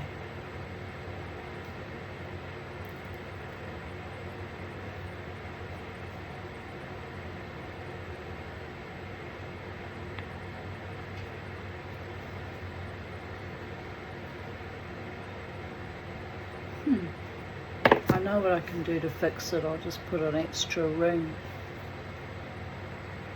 I know. Sorted it. Right. Started to irritate me looking at myself with that wrong, people of Earth. Don't tell anybody, but sometimes it drives me mad. I'm a perfectionist. It drives me to the point of extraction. Extraction. Tooth extraction. Toothy extractions. I don't know how to fix this one because it looks perfect, but it isn't.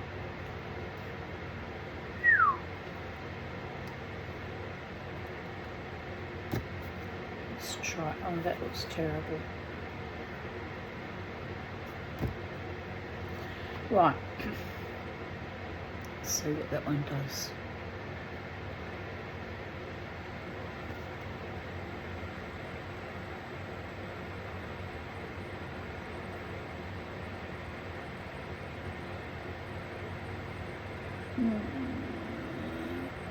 Chatsi, as they say in Hebrew. So. Right. Anyway, it's an improvement though. It was disappointing, Joel said.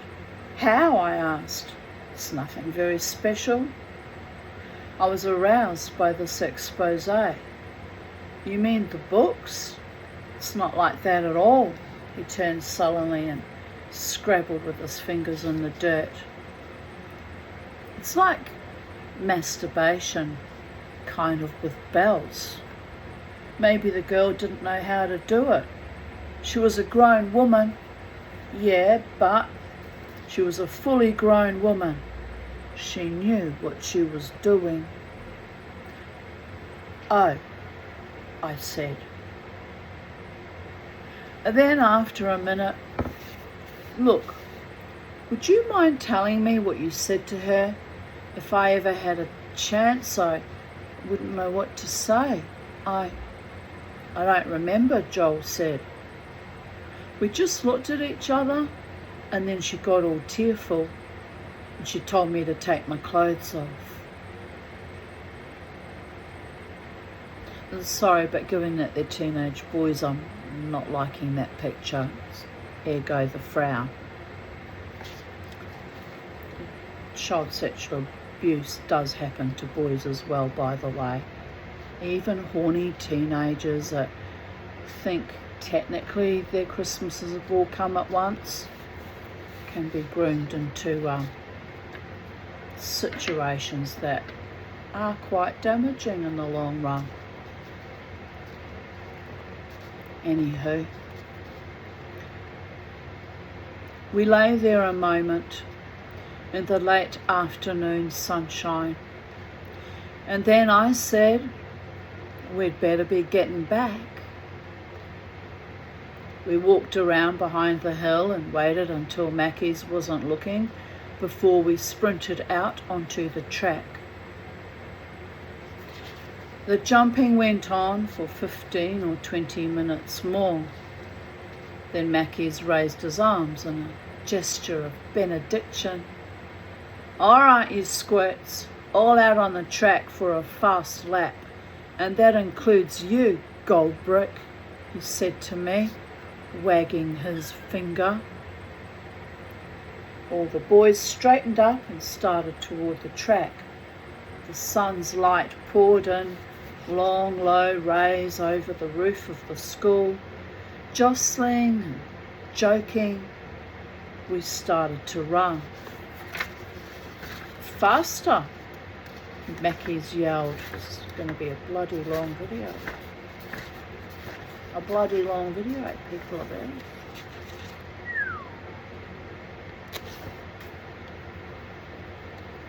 Faster, Mackie's yelled. Faster. What's the matter? You all a bunch of girls. Faster, for Christ's sake. Faster. Since Preston, in his dogged effort to become a good miler, ran 3 laps to everyone else's 1, he was usually the last in the locker room. He would come in worn out and breathing heavily. Sometimes he even had to hold himself up with one hand on his locker while he undressed. Everyone else would long since have showered and would be almost ready to leave. They might make one or two remarks about Preston's running his legs down to stumps or trying to kill himself for Mackie's sake. Preston would smile mumbly while he tried to get his breath back, and somehow I was always surprised by how little attention was paid to Preston, how cut off and how alone he was.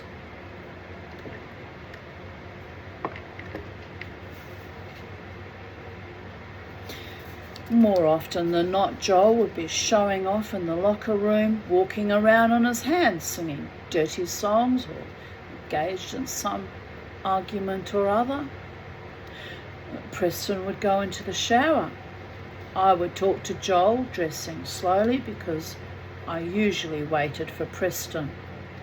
By the time I was all dressed, the locker room would be empty and Preston would still be toweling himself off.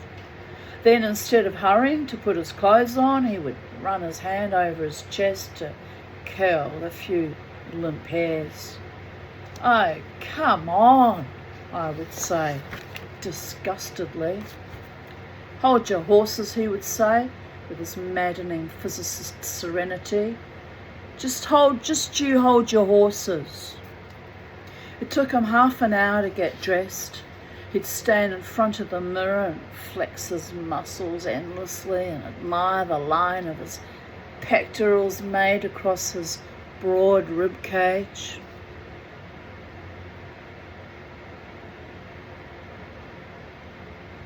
Well, it's been a while. It's been a while, people haven't seen pectorals and a broad rib cage in a very long time.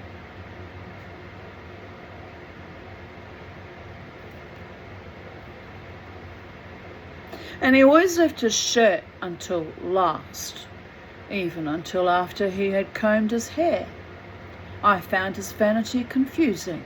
He was far from handsome, with his heavy mouth and bushy eyebrows and thick sloping shoulders, but he loved his reflection, and he'd turn and gaze at himself in the mirror from all sorts of angles while he buttoned his shirt.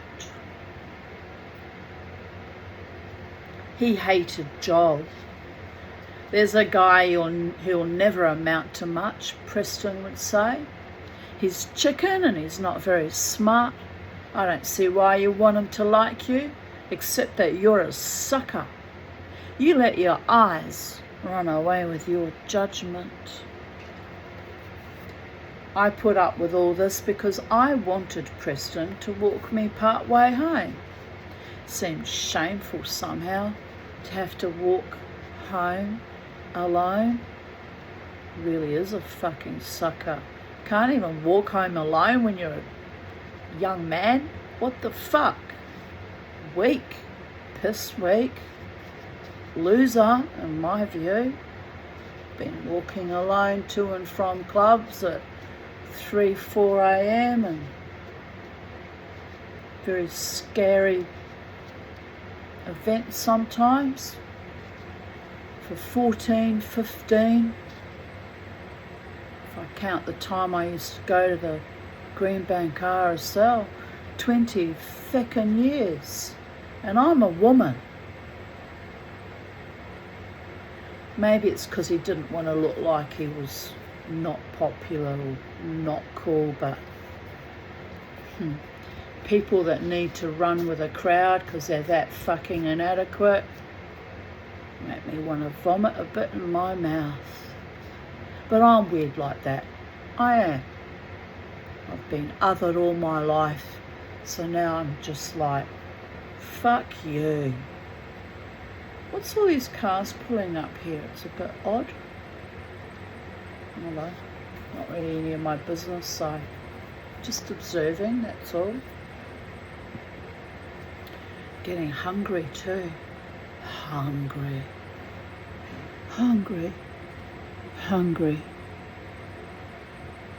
Staying alive, just like Saturday Night Fever.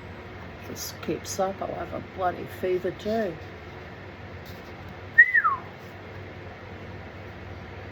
Yeah, I have to do a little bit from my breakfast. Right, where were we? Could do with another cup of tea and something to eat.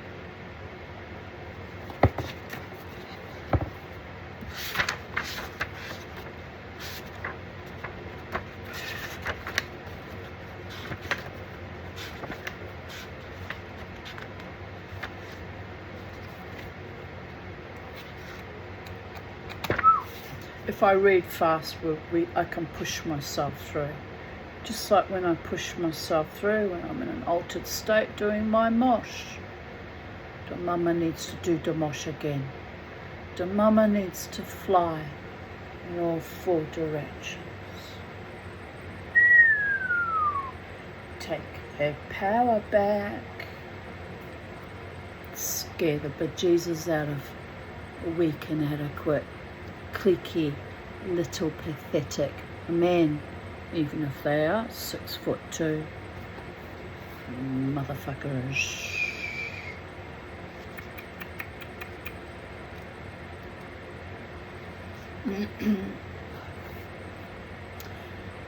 Finally they would finish, and we would emerge from the now deserted school into the dying afternoon.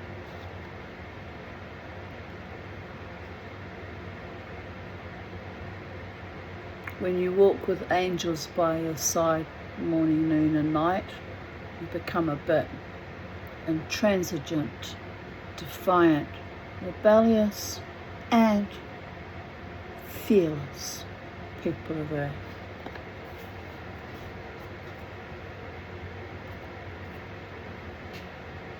Now my tummy's rumbling. It's decided it's hungry. I'm sure that's a nervous system thing. I can't possibly be that hungry. I've had 2 pieces of toast with a zuki bean hummus on it.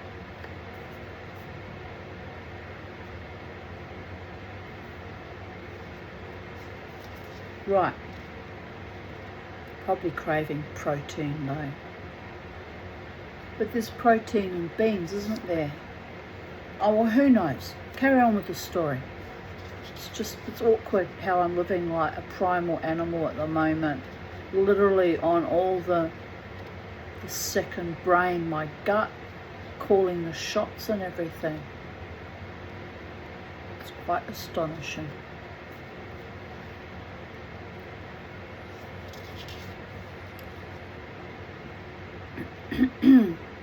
Right. As we walked, Preston harangued me about my lack of standards and judgment, the hunger I had for holding school office and for being well thought of he dismissed as a streak of lousy bourgeois cowardice. I agreed with him. I didn't like myself anyway. But what was to be done about it? We might run away, Preston said, squinting up at the sky. Hitchhike, work in factories, go to a whorehouse. I leaned against a tree trunk and Preston stood with 1 foot on the curb and 1 foot in the street, and we lobbed pebbles back and forth. We're doomed, Preston said.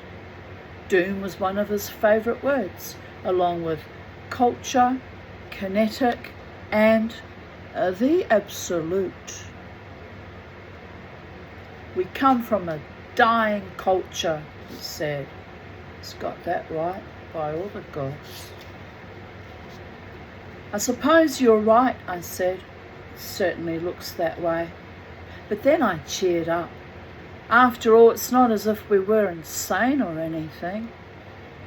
Wouldn't show yet, Preston said gloomily, still in the latent stage. It'll come out later, you'll see. After all, you're still living at home, and you've got your half-assed charm. I broke in. I'd never had a compliment from him before. I didn't say you were charming, he said. I said you have a half-assed charm. You behave well in public. That's all I meant. There's a lot to be said about behaving well in public. It's been known to happen by all the gods.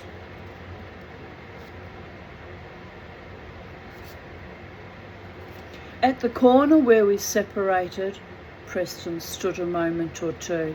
"It's hopeless," he said. "God, do you really think so?" I said. "That's my honest opinion," he said. He turned toward his house. I jogged a block or two and then felt my stomach muscles. When I came to a maple with a long, straight branch, I ran and jumped up and swung from the branch while a big green diesel bus rolled ponderously past, all its windows filled with tired faces that looked out at the street going by and at me hanging from the branch and smiling. I was doomed, but I was very likely charming. I ran in the front door of my house and called out, "Mother! Mother!" "What is it?" she answered. She was sitting in the screened porch, and I could see a little plume of cigarette smoke in the doorway. There was the faint mutter of a radio news program, turned on low. "Nothing," I said. "I'm home, that's all." At the dinner table, I would try to disguise myself by slouching in my chair and thinking about my homework. But my mother and my sister always recognised me. "How was track today?" my sister would ask in a slightly amused way. "Fine," I would say in a low voice. My mother and my sister would exchange glances. I must have seemed comic to them, stilted and slightly absurd, like all males. Almost every evening, Sonny Brewster used to drive up to our house in his yellow convertible. The large car would glide to a stop at the curb, and Sonny would glance quickly at himself in the rearview mirror, running his hand over his hair. Then he'd climb out and brush his pants off, too occupied with his own shyness to notice the children playing on the block. But they would stop what they were doing and watch him.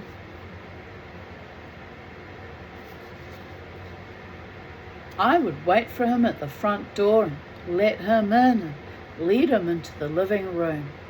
I walked ahead of Sonny because I had noticed that he could not keep himself from looking up the stairs as we passed through the hallway, as if to conjure up my sister then and there with the intensity of his longing.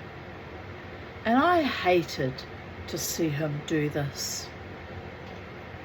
I would sit in the high-backed yellow chair and Sonny would settle himself on the couch and ask me about track, or if I'd picked a college yet.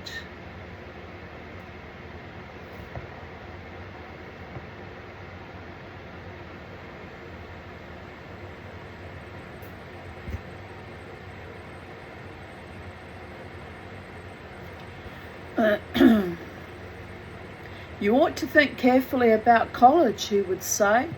"I think Princeton is more civilized than Yale." His gentle, well-bred voice was carefully inexpressive. In his manner there was a touch of stiffness to remind you and himself that he was rich, and if some disrespect was intended for him, he wouldn't necessarily put up with it.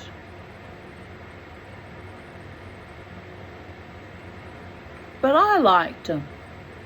He treated me with great politeness, and I liked the idea of his being my brother-in-law, and I sometimes thought of the benefits that would fall to me if my sister married him. Then my sister would appear at the head of the stairs, dressed to go out, and Sonny would leap to his feet. "Are you ready?" He'd cry as if he had never dared hope she would be.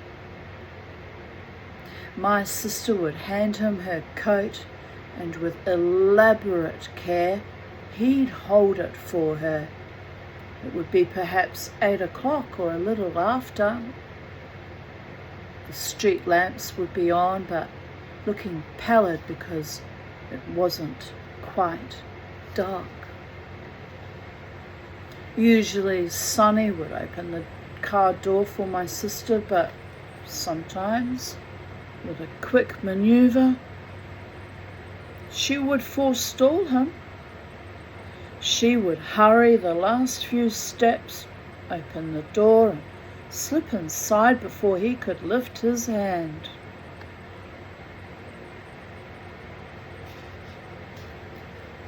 Independent woman, however, how quaint that he was actually making the effort of being a gentleman. Sonny was not the first rich boy who had loved my sister. He was the 4th or 5th. And in the other cases there had been scenes between my mother and sister in which my mother extolled the boy's eligibility and my sister argued that she was too young to marry and didn't want to stop having a good time yet. She's quite right about that.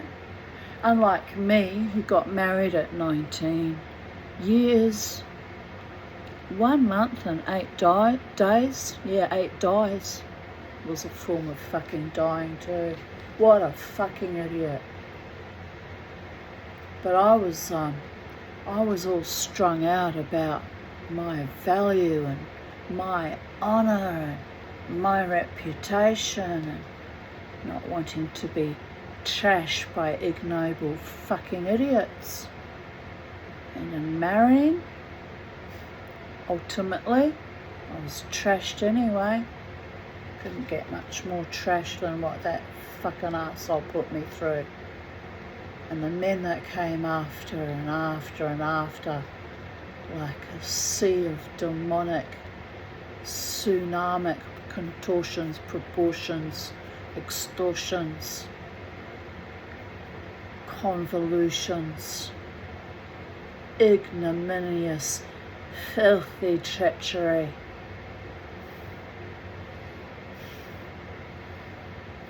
Eventually though, everything just washes out or washes up, motherfuckers.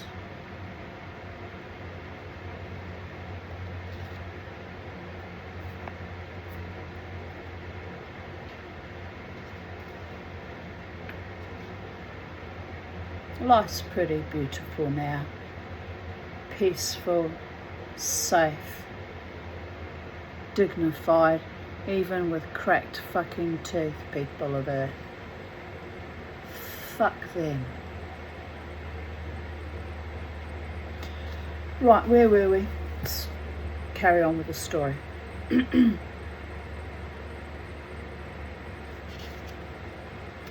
Each time she had won, and each time the boy had been sent packing, while my mother looked heartbroken and said my sister was throwing her chances away.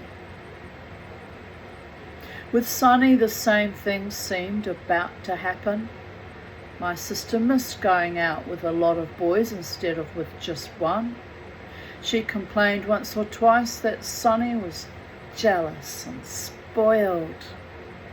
There were times when she seemed to like him very much, but there were other times when she would greet him blankly in the evening when she came downstairs, and he would be apologetic and fearful. And I could see that her disapproval was the thing he feared most in the world.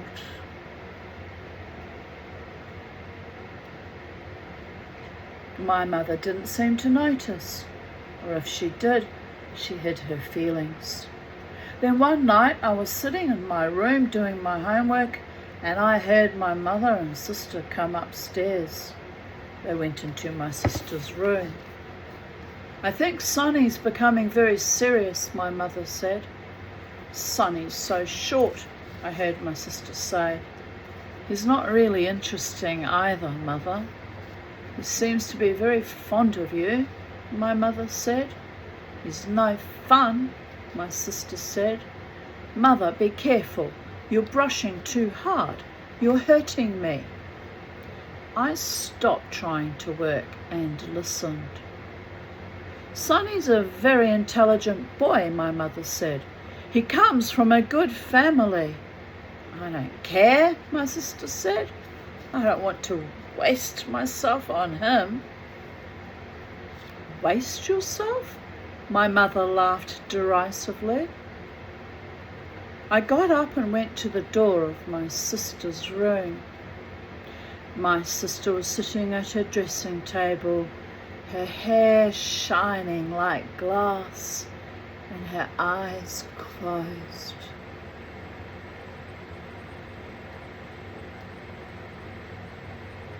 My mother was walking back and forth, gesturing with the hairbrush. "He's the one who's throwing himself away," she said. "Who do you think we are anyway? We're nobodies." "I'm pretty," my sister objected angrily. My mother shrugged. "The woods are full of pretty girls. What's more, they're full of pretty, rich girls. Now Sonny's a very nice boy." "Leave me alone." My sister pulled her hair up from her shoulders and held it in a soft mop on the top of her head. "Sonny's a jerk, a jerk." "He's nice looking," my mother cried. "Huh, what do you know about it?" my sister cried. "You're old, for God's sake." The air vibrated. My sister rose and looked at my mother, horrified at what she had said. She took her hands from her hair and it fell tumbling to her shoulders, dry and pale and soft. "I don't care," she said suddenly, and brushed past me and fled into the bathroom and locked the door. There was no further sound from her. The only trace of her in the house at that moment was the faint odour in her room of the flowery perfume she used that spring. "Oh, she's so foolish," my mother said, and I saw that she was crying. "She doesn't know what she's doing. Why is she so foolish?" Then she put the hairbrush down and raised her hands to her cheeks and began to pinch them. I went back to my room and closed the door. When I came out again an hour later, my mother was in bed reading a magazine. She looked as if she had been wounded in a dozen places. My sister sat in her room in front of the mirror. Her hair streamed down the back of her neck and lay in touching defenceless little curls on the towel she had over her shoulders. She was studying her reflection thoughtfully. "Are flowers vain? Are trees? Are they consumed with vanity during those days when they are in bloom?" She raised her finger and pressed it against her lower lip to see, I think, if she would be prettier if her lip, instead of being so smooth, had a slight break in the centre, as some girls did.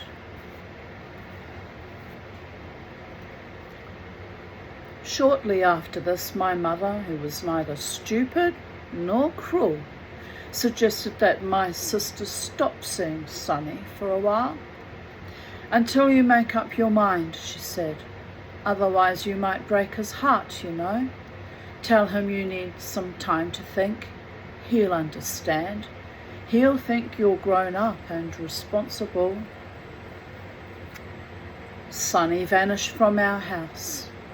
In the evenings now, after dinner, the three of us would sit on the screened porch.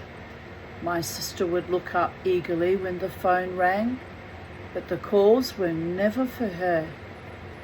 None of her old boyfriends knew she had stopped dating Sonny. And after a while, when the phone rang, she would compose her face and pretend she wasn't interested, or she would say irritably, "Who can that be?" She began to answer the phone herself. She never had before, because it wasn't good for a girl to seem too eager. She would look sadly at herself in the hall mirror while she said, "Yes, Preston, he's here." She tried to read. She'd skim a few pages and then put the book down and gaze out through the screens at the night and the patches of light on the trees. She would listen with my mother to the comedians on the radio and laugh vaguely when my mother laughed. She picked on me. "Your posture's no good," she'd say. Or, "Where do you learn your manners?" "Mother's, he behaves like a zoot suitor or something." Another time she said, "If I don't make a good marriage, you'll be in trouble. You're too lazy to do anything on your own." She grew more and more restless. Toying with her necklace, she broke the string and the beads rolled all over the floor, and there was something frantic in the way she went about retrieving the small, rolling bits of glitter. It occurred to me that she didn't know what she was doing. She was not really as sure of everything as she seemed. It was a painfully difficult thought to arrive at, and it clung to me. Why hadn't I realized it before?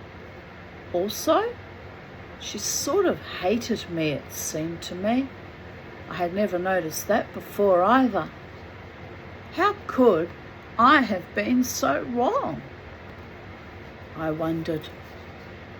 Knowing how wrong I'd been about this, I felt, that no idea I had ever held was safe. For instance, we were not necessarily a happy family, with the most wonderful destinies waiting for my sister and I, and me, he wrote. We might make mistakes and choose wrong, oh dear goddess, the tragic comedy of choosing wrong.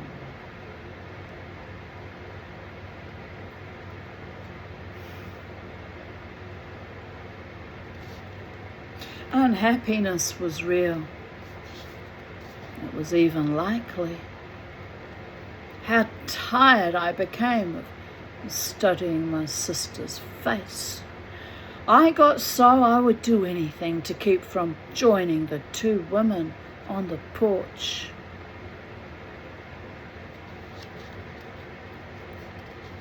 After 3 weeks of this, Sonny returned. I was never told whether he came of his own accord or whether he was summoned.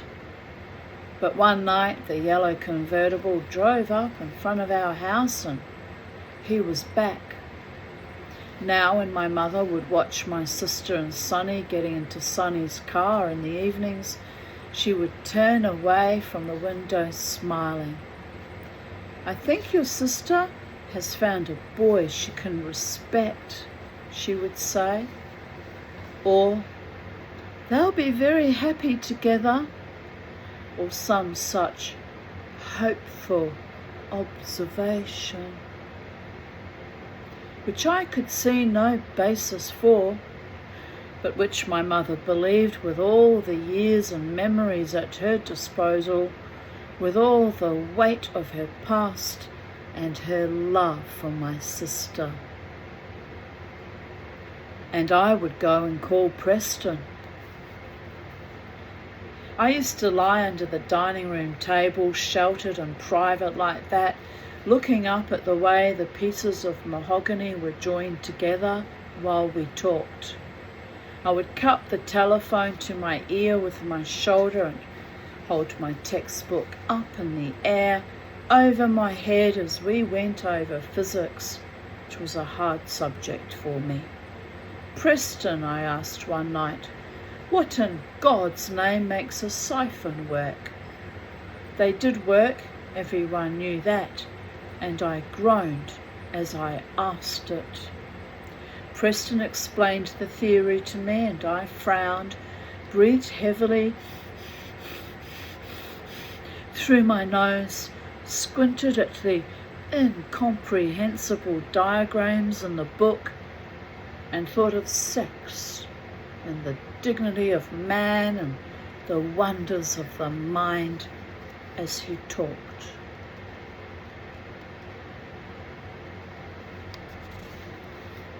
Every few minutes he asked, "Do you see?" And I would sigh. It was spring and there was meaning all around me. If only I were free, free of school, free of my mother, free of duties and inhibitions. If only I were mounted on a horse. Where was the world? Not here, not near me, not under the dining room table. Not quite, I'd say untruthfully, afraid that I might discourage him. But I almost get it. Just tell me once more. And on he went while I frowned, breathed hard and squinted. How in the world had I failed to visualize air pressure? I could see it now. I would never again not see it. It was there in my mind, solid and indestructible, a whitish column sitting on the water. God damn, but science is wonderful, I said, and heaved my physics book into the living room. Really wonderful. It's natural law, Preston said reprovingly. Don't get emotion mixed up with it. One evening when my sister and Sonny didn't have a date to go out, my mother tapped lightly on my foot, which protruded from under the dining room table. I have a feeling Sonny may call, she whispered. I told Preston I had to hang up and crawled out from beneath the table. I have a feeling that they're getting to the point, my mother said. Your sister's nervous. I put the phone back on the telephone table. But Mother, I said, and the phone rang. Shh, she said. The phone rang 3 times. My sister on the extension upstairs said, "Hello." "Oh, Sonny." My mother looked at me and smiled. Then she pulled at my sleeve until I bent my head down and she whispered in my ear, "They'll be so happy." She went into the hall to the foot of the stairs. "Tell him he can come over," she whispered passionately. "Sure," my sister was saying on the phone. "I'd like that, if you want." "Sure." My mother went on listening, her head tilted to one side, the light falling on her aging face, and then she began to pantomime the answers my sister ought to be making. Sweet yeses, dignified no's, and the little bursts of alluring laughter.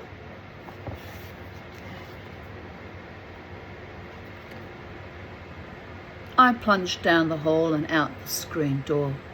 The street lamps were on and there was a moon. I could hear the children. I see Digger, 1, 2, 3, you're caught. Digger. 2 blocks away, the clock on the Presbyterian church was striking the hour. Just then a little girl left her hiding place in our hedge and ran, shrieking for the tree trunk that was home free base. I'm home safe, I'm home safe, everybody free. All the prisoners who had been sitting disconsolately on the bumpers of Mr. Carmgood's Oldsmobile jumped up with joyful cries and scattered abruptly in the darkness. I lifted my face, that exasperating factor, my face, and stared entranced at the night, at the waving tops of the trees and the branches blowing back and forth, and the round moon embedded in the night sky, turning the nearby streamers of cloud into mother of pearl. It was all very rare and eternal seeming. What a dreadful unhappiness I felt. I walked along the curb, balancing with my arms outspread. Leaves hung over the sidewalk. The air was filled with their rustling, and they caught the light of the street lamps. I looked into the lighted houses. There was Mrs. Cairns, tucked girlishly into a corner of the living room couch, reading a book. Next door, through the leaves of a tall plant, I saw the Lewises all standing in the middle of the floor.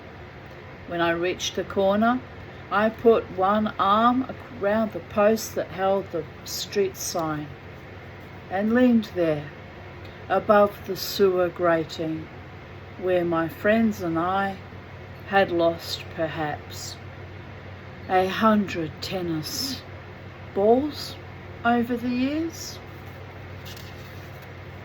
In numberless dusks we had abandoned our games of catch and handball and gathered around the grating and stared into it at our ball floating down the stairs.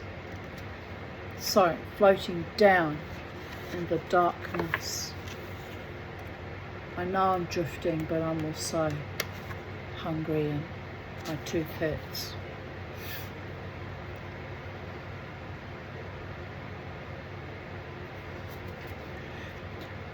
The Cullens' porch light was on in the next block, and I saw Mr. and Mrs. Cullen getting into their car. Eleanor Cullen was in my class at school, and she had been dating Joel. Her parents were going out, and that meant she'd be home alone. If she was home. She might have gone to the library, I thought, as the car started up, or to a sorority meeting. While I stood there looking at the Cullens' house, the porch light went off. A minute later, out of breath from running, I stood on the dark porch and rang the doorbell.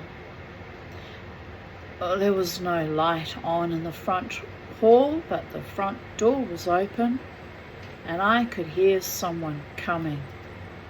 It was Eleanor. "Who is it?" she asked. "Me," I said. "Are you busy? Would you like to come out for a little while and talk?" She drifted closer to the screen door and pressed her nose against it. She looked pale without makeup. "Sure," she said. "I'll have to go put my shoes on. I'm not in a good mood or anything." "That's all right," I said. "Neither am I. I just want to talk to somebody." While I waited for Eleanor to come out, Maddie Seaton appeared, striding along the sidewalk. He was on the track team. "Hey, Matty," I called out to him. "Hi," he said. "What's new?" "Nothing much," he said. You got your trig done? No, not yet. You going with her? He asked, pointing to the house. No, I said. Well, I got to get my homework done, he said. See you later, I called after him. He knew where he was going. I knew where he was going. Nancy Ellis's house, 2 doors down. Who was that? Eleanor asked. She stepped out on the porch. She had combed her hair and put on lipstick. Matty Seaton, I said. He's pinned to Nancy, Eleanor said. He likes her a lot. She sat down in a white metal chair. I sat on the porch railing, facing her. She fumbled in her pocket and pulled out a pack of cigarettes. You want a cigarette? She asked. No, I'm in training. We looked at each other, and then she looked away and I looked down at my shoes. I sat there, liking her more and more. How come you're in a bad mood? I asked her. Me? Oh, I don't know. How did you know I was in a bad mood? You told me. I could barely make out her face and the dull colour of her hands in the darkness.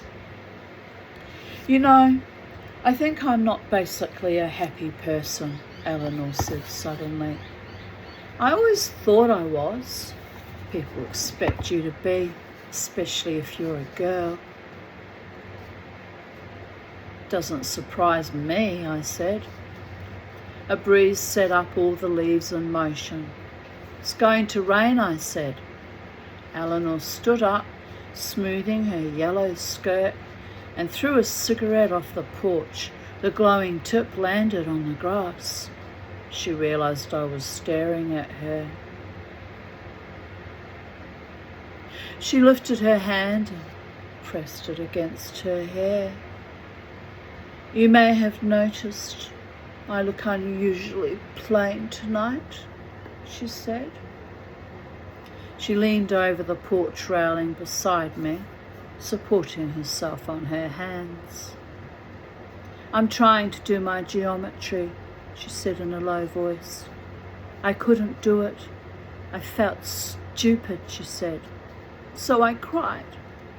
That's why I look so awful. I think you look all right, I said. I think you look fine. I leaned forward and laid my cheek on her shoulder. Then I sat up quickly, flushing. I don't like to hear you being so dissatisfied with yourself, I mumbled. You could undermine your self-confidence that way. Eleanor straightened and faced me in the moonlight. You're beautiful, I burst out longingly. I never noticed before, but you are. Wait, Eleanor said, tears gathered in her eyes. Don't like me yet. I have to tell you something first. It's about Joel. You don't have to tell me, I said. I know you're going with him. I understand. Listen to me, she said impatiently, stamping her foot. I'm not going with him. She suddenly pressed her hands against her eyes. Oh, it's awful, she cried. A little shudder of interest passed through me. Okay, I said, but I don't care if you don't tell me. I want to, she cried. I'm just a little embarrassed. I'll be all right in a minute. We went out Sunday night, she began after a few seconds. They had gone to Medart's in Clayton for a hamburger. Joel had talked her into drinking a bottle of beer, and it had made her so drowsy that she had put her head on the back of the seat. and closed her eyes. "What kind of car does Joel have?" I asked. "A Buick," Eleanor said, surprised at my question. "I see," I said. I pictured the dashboard of a Buick and Joel's handsome face, and then, daringly, I added Eleanor's hand with its bitten fingernails holding Joel's hand. I was only half listening because I felt the preliminary stirrings of an envy so deep it would make me miserable for weeks. I looked up at the sky over my shoulder. Clouds had blotted out the moon and everything had got darker. From the next block in the sudden stillness, I heard the children shouting, uttering their Babylonian cries as they played kick the can. Their voices were growing tired and fretful. And then I felt his hand on my... Eleanor, half drowned in shadow, was showing me on her breast where Joel had touched her. "Is that all?" I said, suddenly smiling. Now I would not have to die of envy. "That's nothing." I slapped his face," she exclaimed. Her lip trembled. "Oh, I didn't mean. I sort of wanted." "Oh, it's all so terrible," she burst out. She ran down the front steps and onto the lawn and leaned against the trunk of an oak tree. I followed her. The pre-storm stillness filled the sky, the air between the trees, the dark spaces among the shrubbery. "My God," Eleanor cried, "how I hate everything." My heart was pounding, and I didn't know why. I hadn't known I could feel like this, that I could pause on the edge of such feeling, which lay stretched like an enormous meadow, all in shadow inside me.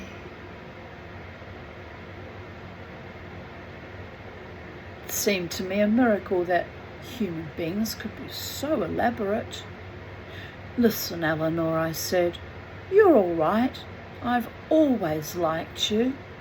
I swallowed and moved closer to her. There were 2 moist streaks running down her face. I raised my arm and with the sleeve of my shirt, I wiped away her tears. "I think you're wonderful. I think you're really something." "You look down on me," she said. "I know you do. I can tell." "How can I, Eleanor? How can I?" I cried. "I'm nobody. I've been damaged by my heredity." "You too?" she exclaimed happily. "Oh, that's what's wrong with me." A sudden hiss swept through the air, and then the first raindrops struck the street. "Quick!" Eleanor cried, and we ran up on her porch. 2 bursts of lightning lit up the dark sky, and the rain streamed down. I held Eleanor's hand and we stood watching the rain. "It's a real thunder shower," she said. "Do you feel bad because we only started being friends tonight? I mean, do you feel you're on the rebound and settling on the second best?" I asked. There was a long silence, and all around it was the sound of the rain.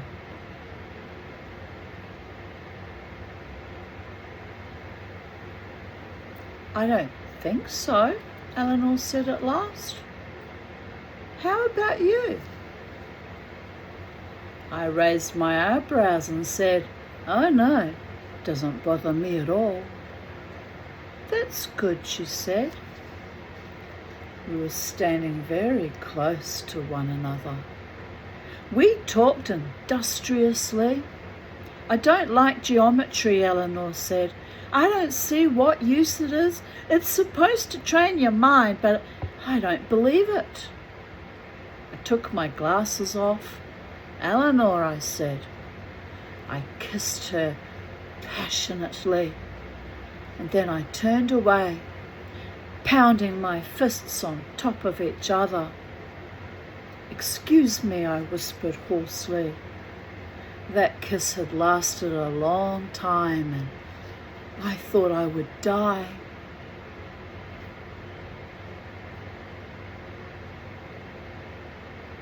Eleanor was watching the long, slanting lines of rain falling just outside the porch, grey in the darkness. She was breathing very rapidly. You know what, she said? I could make you scrambled eggs. I'm a good cook. I leaned my head against the brick wall of the house and said I'd like some.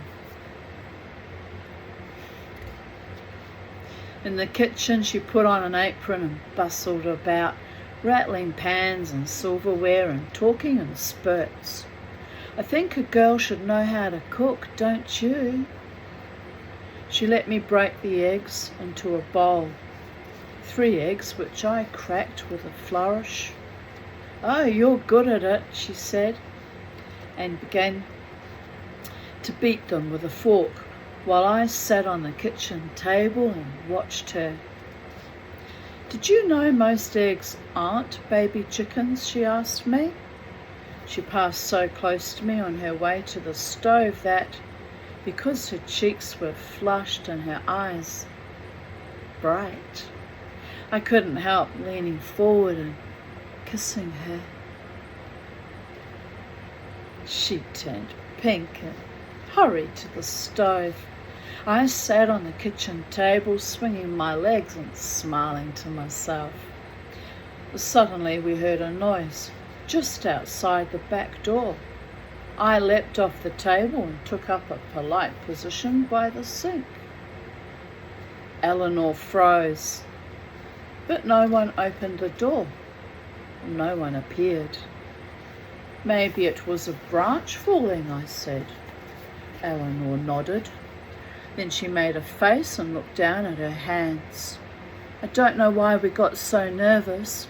We weren't doing anything wrong. It's the way they look at you, I said. Yes, that's it, she said. You know, I think my parents are ashamed of me, but someday I'll show them. I'll do something wonderful. Well, they'll be amazed. She went back to the stove. When are your parents coming home? I asked. They went to a double feature. They can't possibly be out before 11. They might walk out on it, I said. Oh no, Eleanor said. Not if they pay for it. We ate our scrambled eggs and washed the dishes and watched the rain from the dining room windows without turning the light on. We kissed for a while, and then we both grew restless and uncomfortable. Her lips were swollen, and she went into the kitchen and I heard her running the water. When she returned, her hair was combed and she had put on fresh lipstick. I don't like being in the house, she said, and led me out on the porch. We stood with our arms around each other. The rain was slackening. Goodbye, rain, Eleanor said sadly. It was as if we were watching a curtain slowly being lifted from around the house. The trees gleamed wetly near the street lamps.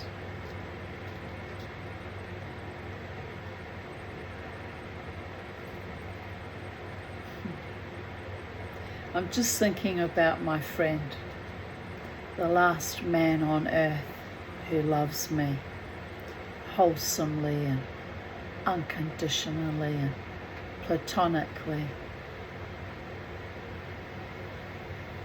A wonderful human being.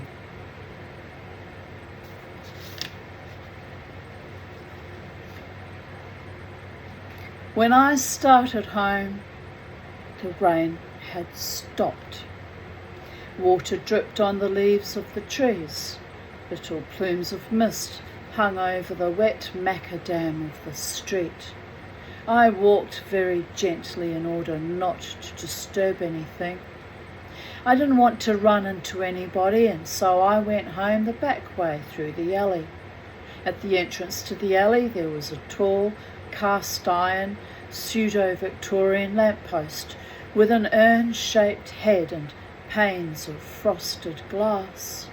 The milky light it shed trickled part way down the alley, illuminating a few curiously still garage fronts, and here and there the wet leaves of the bushes and vines that bordered the backyards and spilled in such profusion over the fences, hiding the ash pits and making the alley so pretty a place in spring.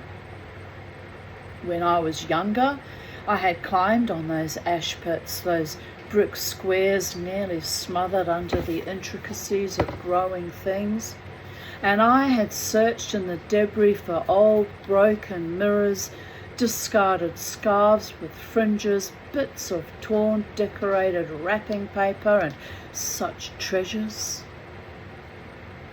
But now I drifted down the alley, walking absently on the wet asphalt.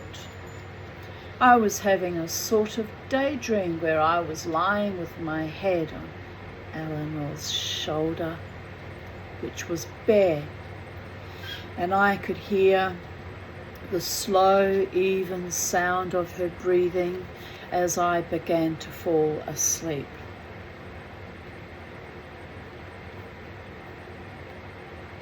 I was now in the darkest part of the alley, the very centre where no light reached, and in my daydream I turned over and kissed Eleanor's hands, her throat, and then I broke into a sprint down the alley, slipping and sliding on the puddles and wet places of the alley, you understand. I came out the other end of the alley and stood underneath the lamppost. I was breathing with difficulty. Across the street from me, two women stood, one on the sidewalk, the other on the front steps of a house, hugging her arms. "It's not a bad pain," the woman on the sidewalk said, "but it persists." my dear," said the other. "Don't take any chances, not at our age." And a couple, a boy and girl, were walking up the street, coming home from the Tivoli Theatre. The girl was slouching in order not to seem taller than the boy, who was very short and who sprang up and down on the balls of his feet as he walked. I picked a spray of lilac and smelled it, but then I didn't know what to do with it. I didn't want to throw it away, and finally I put it in my pants pocket. I vaulted our back fence and landed in our backyard, frightening a cat who leapt out of the hedge and ran in zigzags across the dark lawn. It startled me so much I felt weak. I tucked my shirt in carefully and smoothed my hair. As suddenly, I looked down at my fingertips. They were blurred in the darkness and moist from the lilac, and I swept them to my mouth and kissed them.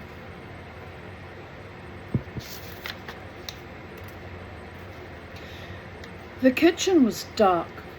There was no sound in the house, no sound at all, and a tremor passed through me. I turned the kitchen light on and hurriedly examined myself for marks of what had happened to me. I peered at my shirt, my pants. I rubbed my face with both hands.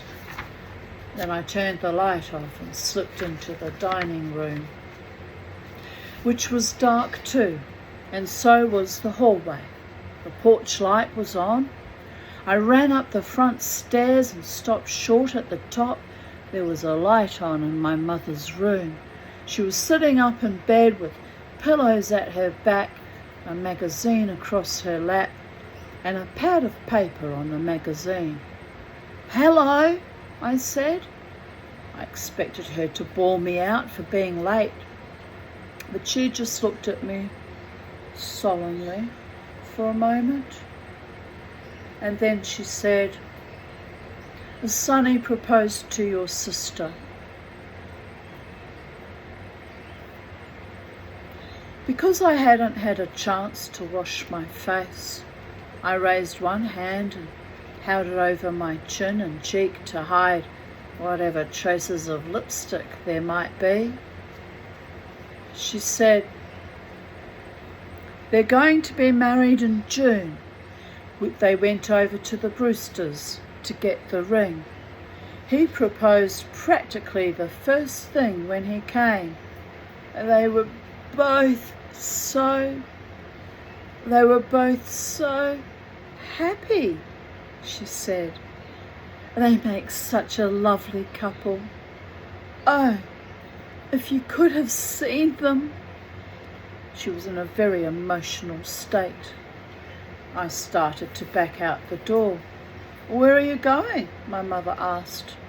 "To bed," I said, surprised. "I'm in training." "Oh, you ought to wait up for your sister."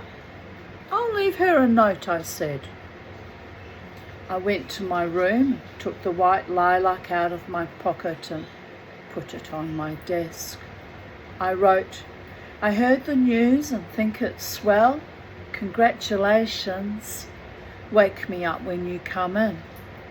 I stuck the note in the mirror of her dressing table. And then I went back to my room and got undressed. Usually I slept raw, but I decided I'd better wear pajamas if my sister was going to come in and wake me up. I don't know how much later it was that I heard a noise, and I sat bolt upright in bed. I had been asleep. My sister was standing in the door of my room. She was wearing a blue dress that had little white buttons all the way down the front, and she had white gloves on. "Are you awake?" she whispered. "Yes," I said. "Where's Mother?" "Downstairs," my sister said, coming into the room. "Sending telegrams." "Do you want to see my ring?" She took her gloves off.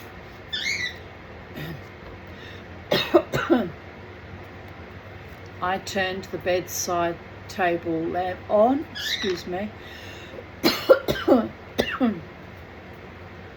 and she held her hand out. The ring was gold, and there was an emerald and 4 diamonds around it. "It was his grandmother's," my sister said. I nodded. "It's not that she said, and sat down on the edge of the bed and forgot to finish her sentence. "Tell me," she said, do you think he's really rich?" Then she turned a sad gaze on me through her lashes. "Do you want to know something awful? I don't like my ring." "Are you unhappy?" he asked. "No, just upset. It's scary getting married. You have no idea. I kept getting chills all evening. I may get pneumonia. Do you have a cigarette? I said I'd get her one downstairs. No, there's some in my room, she said. I'll get them. You know, Sonny and I talked about you. We're going to send you to college and everything. We planned it all out tonight. She played with her gloves for a while and then she said, looking at the toes of her shoes, I'm scared. What if Sonny's no good at business? She turned to me. You know what I mean? He's so young. You don't have to marry him, I said. After all, you don't understand, my sister said hurriedly, warding off advice she didn't want. You're too young yet. She laughed. You know what he said to me? Oh, my Kermie is sparked up like a happy bird. My beautiful boy.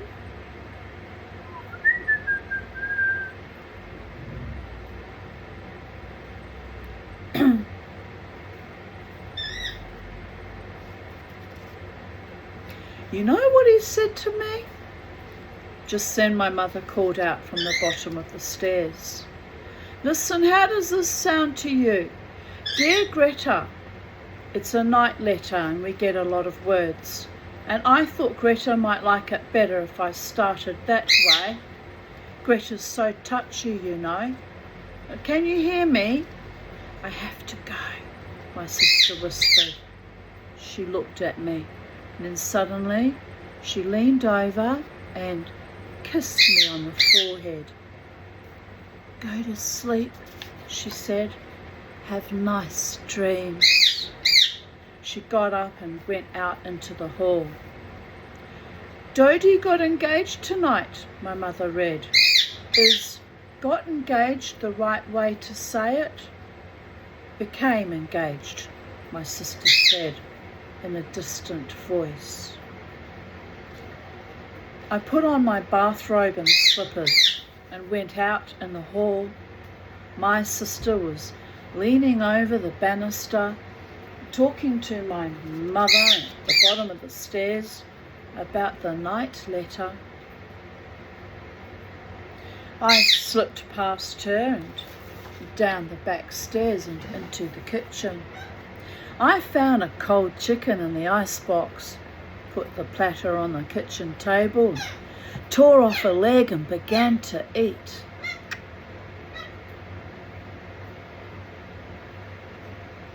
The door to the back stairs swung open and my sister appeared. I'm hungry too, she said. I don't know why. Well, Mama T knows why.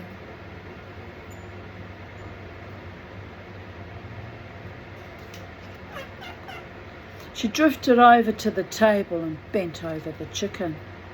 I guess emotion makes people hungry.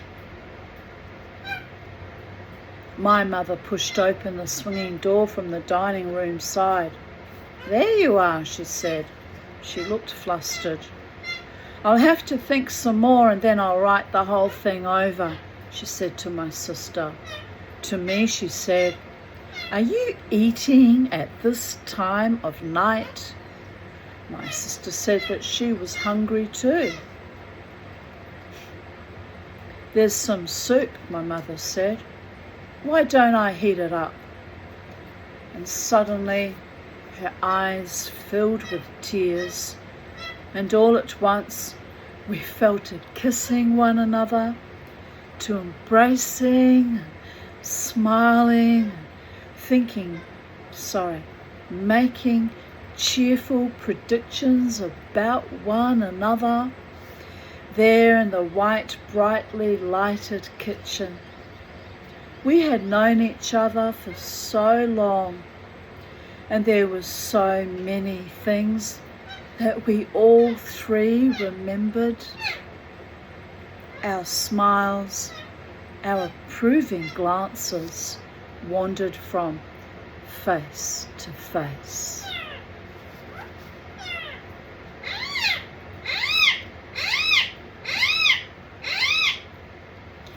There was a feeling of politeness in the air. We were behaving the way we would in railway stations, at my sister's wedding, at the birth of her first child. There was nothing polite about my family at the birth of my first and second child. Fuck! Anyway, I digress.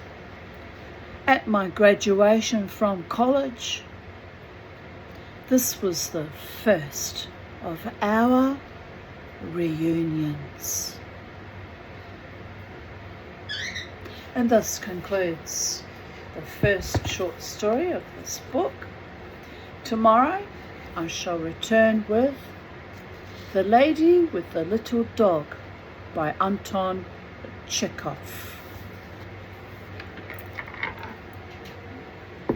Have a glorious afternoon, evening, morning, night, wherever you are in this space-time continuum. Beautiful people of planet Earth.